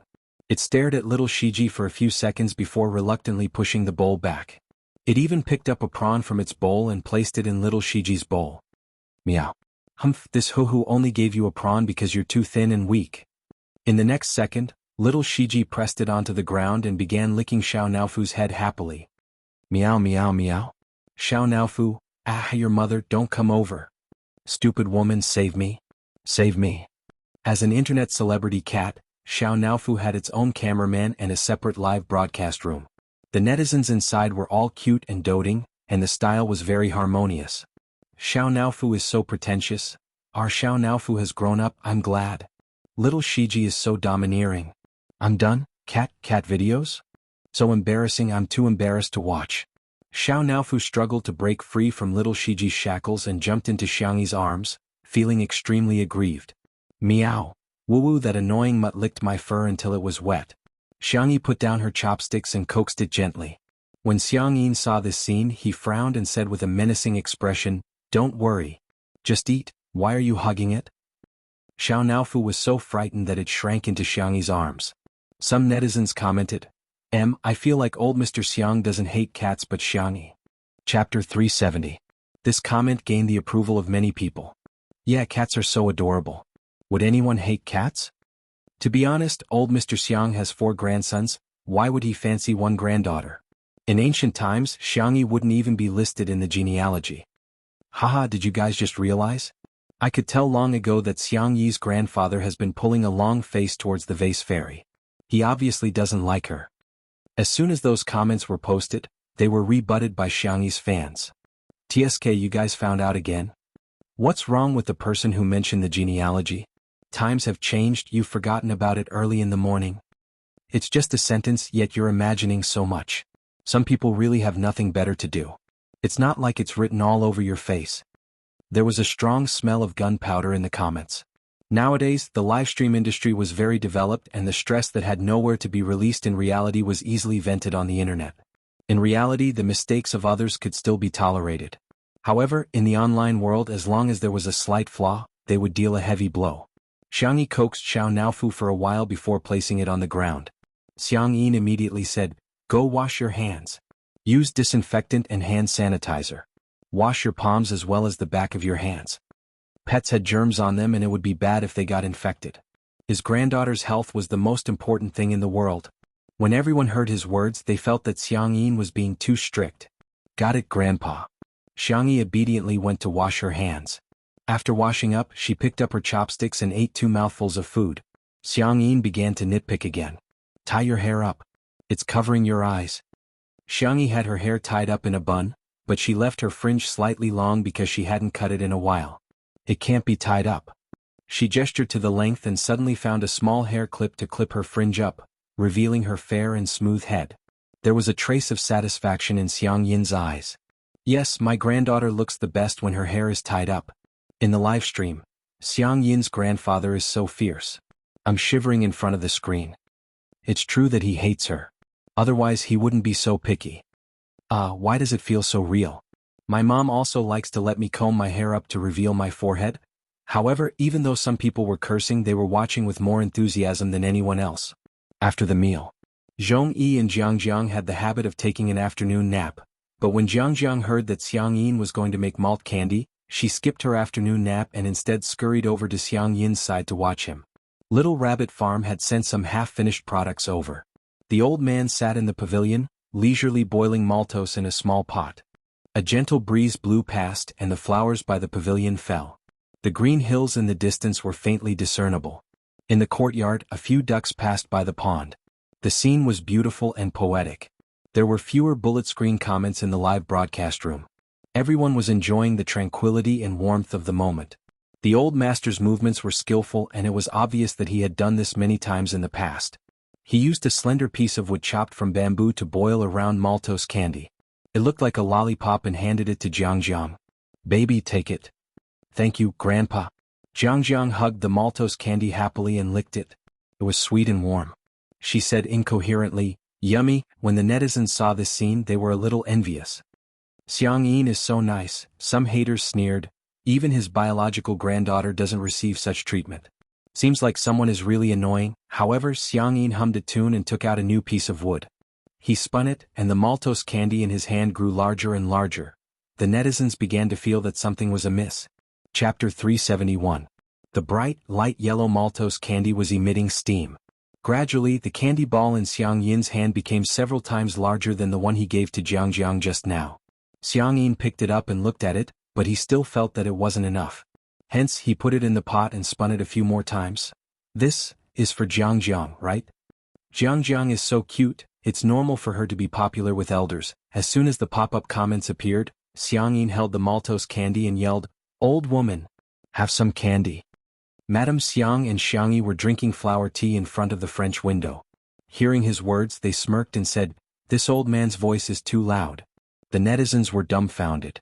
They were caught off guard by their public display of affection. Madame Xiang tucked her hair behind her ears and walked towards Xiang Yin. After tasting it, she said, "It tastes all right, but it's old and sticky." Xiang Yin pretended to be angry and barked, "Nonsense. You're not old at all." Jiang Jiang chimed in, "Yes. Grandma is not old at all." All women like to hear such things, and Madame Xiang was no exception. She was all smiles. After eating half of it, she got sick of it and stuffed it into Xiang Yin's hands. Xiang Yin had been with her for many years and they could read each other's minds. Hence he calmly ate the rest. The pop-up comments in the live stream changed abruptly. "Oh my God, Grandpa and Grandma are so sweet. You can only be the king of dogs if you eat the best of the best. Damn it, I'm so jealous." Everyone was moved by the sweetness of Xiang Yin's and Grandma's love, and some even commented that Xiangyi was too miserable. At first glance, that was indeed the case. Jiang Jiang and Xiang Yin both had candy, but she was still drinking flower tea all by herself. Without comparison, there would be no harm. Her fans felt a little sorry for her, but the haters were unscrupulous as they mocked her. Some people are just born to be detestable. I can't help it. If I were Xiang Yin, I wouldn't like her either. She's too pretentious. Up to now, the vase fairy has a perfect persona in Two Under One Roof. It would be strange if she wasn't acting.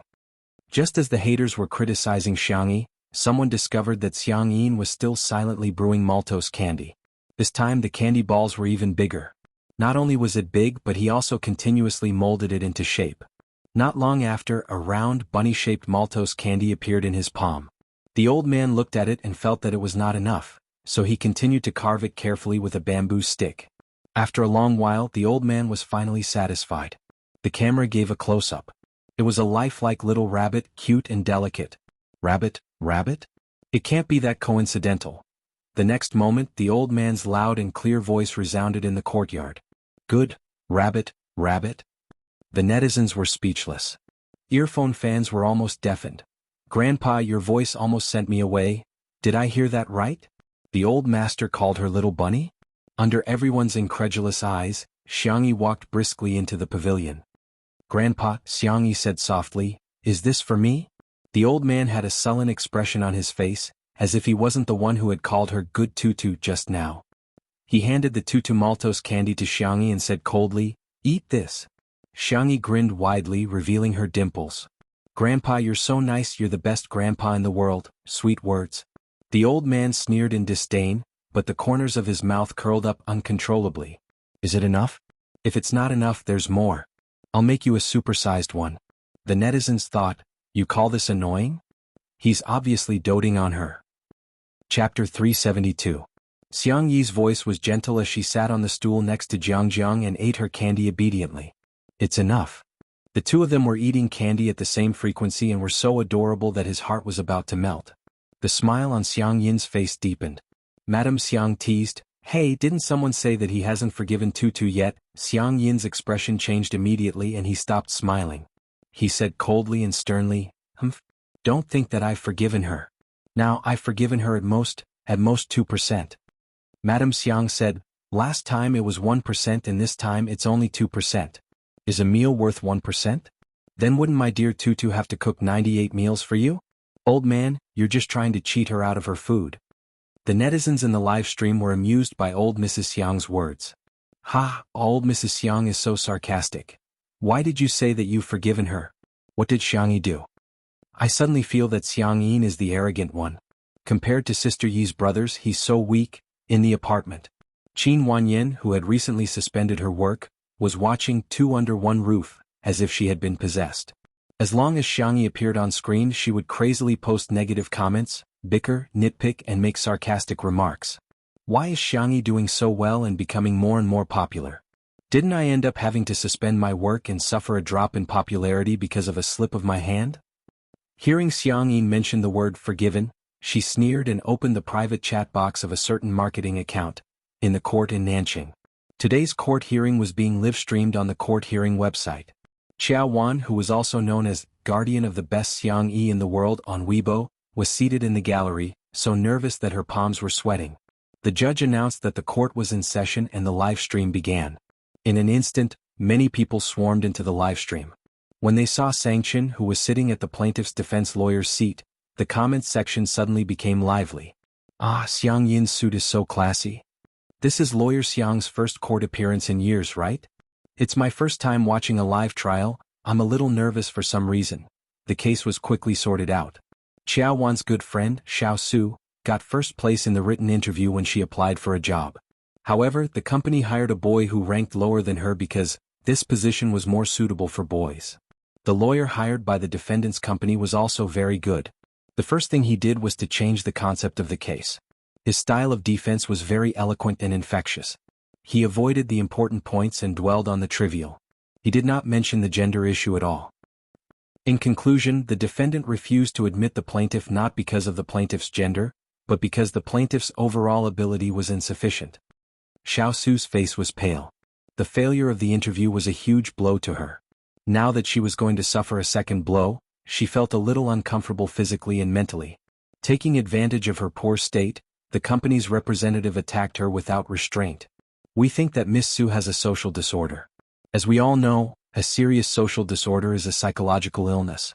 Our position is really not suitable for her. In the live stream, some people felt that what they said made sense. That's right. How could they hire a ticking time bomb into the company? Getting first place in the written interview doesn't mean anything. Maybe she has high scores but low abilities. To be honest, this position is indeed not suitable for a girl. Given her age, she's going to get married and have children in 2 years. Who's going to bear the company's losses?